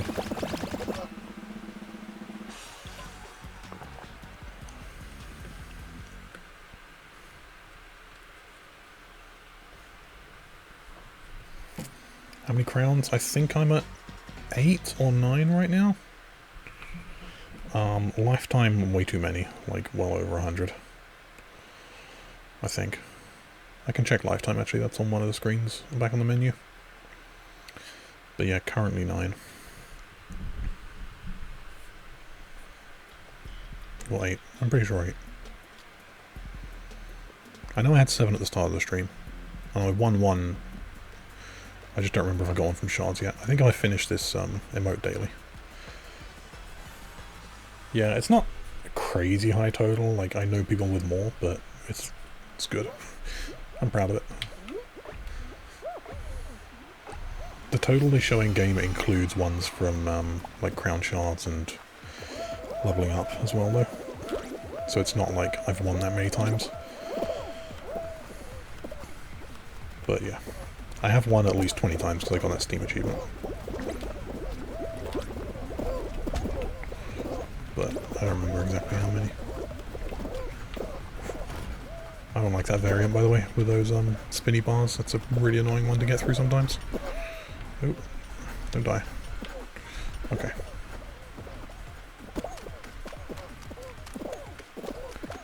Ah. No. No. As soon as you get hit anywhere on this climb, it's just like you lose all your momentum. It's so hard to get at the top. There we go.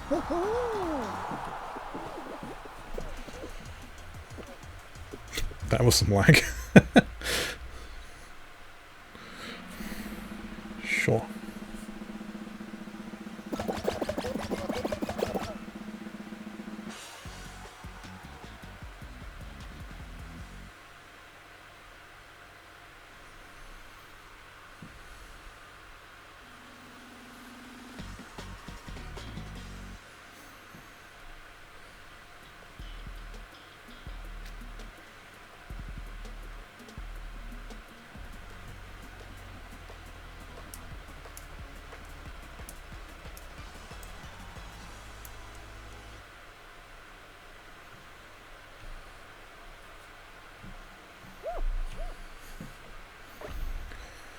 Nice easy level here.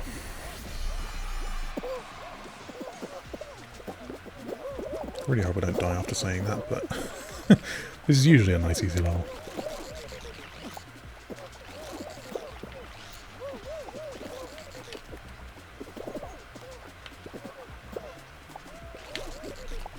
I should do some quotes. Try and get my daily. Forgot about that.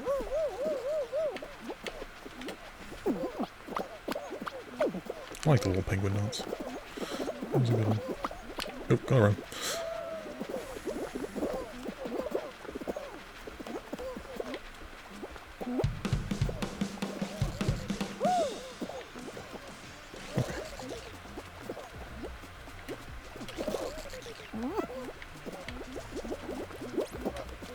Come on, everyone go that way.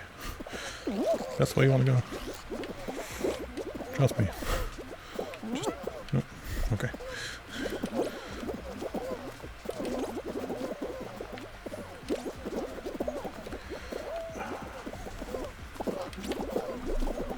Shout out to the glitch I did. Was that like the first side quest where we did Fall Guys? Where I did that glitch? They've patched it out now, I can't do it again, but that was a fun one.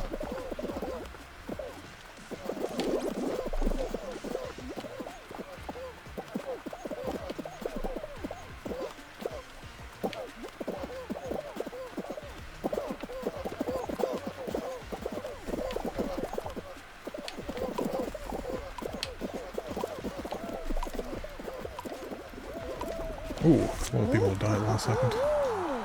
Unfortunate. But yeah, if anyone doesn't know what I'm talking about, there's a glitch. There used to be a glitch on that level in seasons 1 and 2, I think. Basically, the visuals of all the things, like the walls coming towards you, and the hitboxes that actually collide with you, weren't in sync properly. So the visuals like curve up and go across the platform, and then curve down again at the end. But all the actual collision boxes just travel in a straight line and just keep going. So any of those ones with the little ledges that you had to jump over, if you could land on top of one of the ledges, you could just ride it off the edge and just sail off into the sunset and just keep on going until the level times out and you just qualify anyway. But you could just ride like way out past the edge of the level. It was really silly. And I did it on stream, I think during a side quest. Ah, what the... That wasn't a grab control, that was just me slipping off the button, apparently.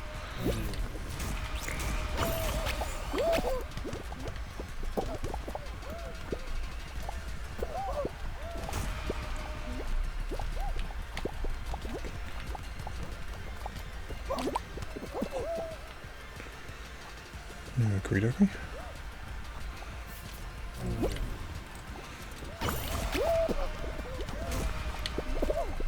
Oh, gold ball.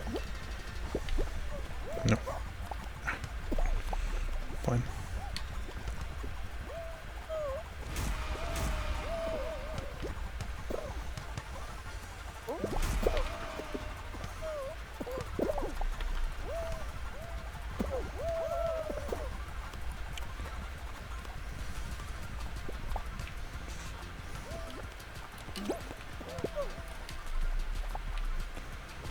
These balls go flying sometimes, it's weird.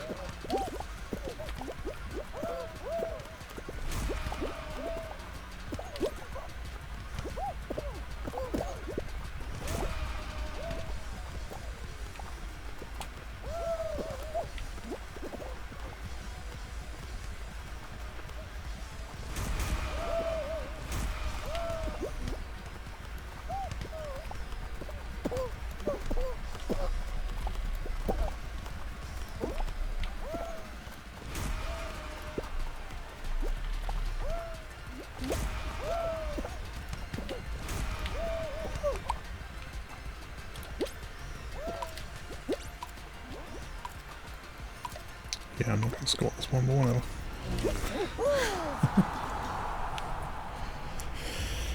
Oh. Basketball's a good game. It's pretty challenging sometimes. It depends so much on how good your team is, but it's good fun.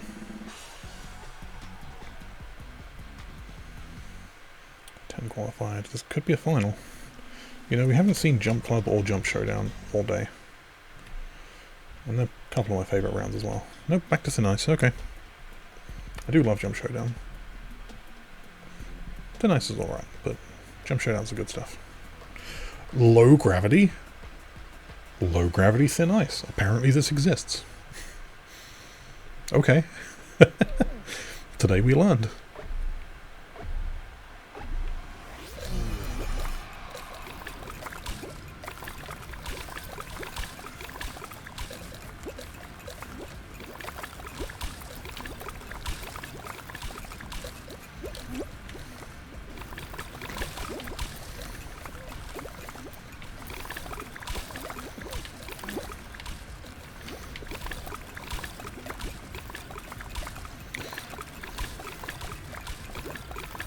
I feel like low gravity plus ice physics should be a bad thing, but actually it's not. It kind of works okay.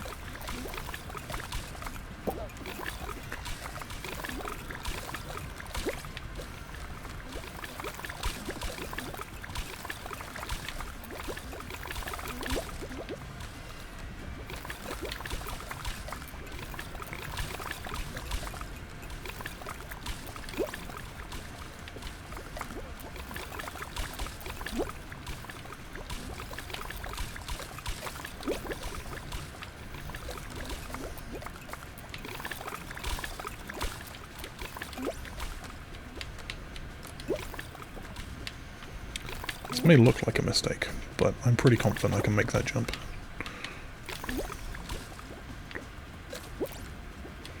I'm getting less confident that I can make that jump. Oh, if I dived a little bit later, I probably would have made that. That's on me. Oh, those two are just in the air battling it out for who can hang longest. That's a good ending.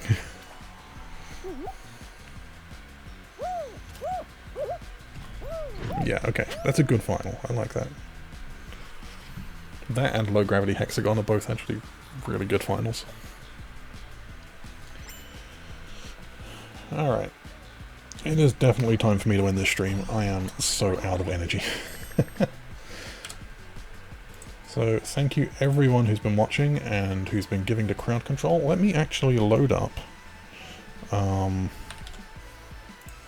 the back end of the Zoldathon page and not do it on the screen that the stream can see. And check what our revenue was today, just so I know what I'm donating. Where are we here? May 31st, update. Alright, looks like we got $15.48 total revenue. That's between subs and crowd control, so not bad stuff at all. $15.48. I will get that donated. I will actually just check now if... I don't think donations are open right. I just minimized Twitch chat.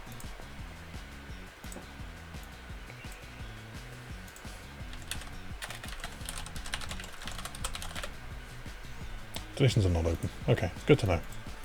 Well, I will make a note and I will donate that as soon as they are. And thank you very much for hanging out, everyone.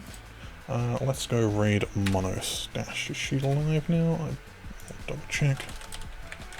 Monostache. Yep, Monostache is live. Raising for St. Jude Play live. Looks live to me. She's just on a starting up screen, so... She wasn't a minute ago? Well, I have very good timing, apparently. But yeah, thanks everyone for hanging out. I hope you have a great day, and please enjoy Monostache's stream. She's raising money for St. Jude, a wonderful cause, as we well know. Raised for them many times here on this channel, so yeah. Enjoy. See you all around. Have a great rest of the week. Oh, and tune in for Minecraft. Minecraft stream today, 8 PM Eastern, launching the new Zoldathon Minecraft server. So tune in for that. Alright, see you all around, folks.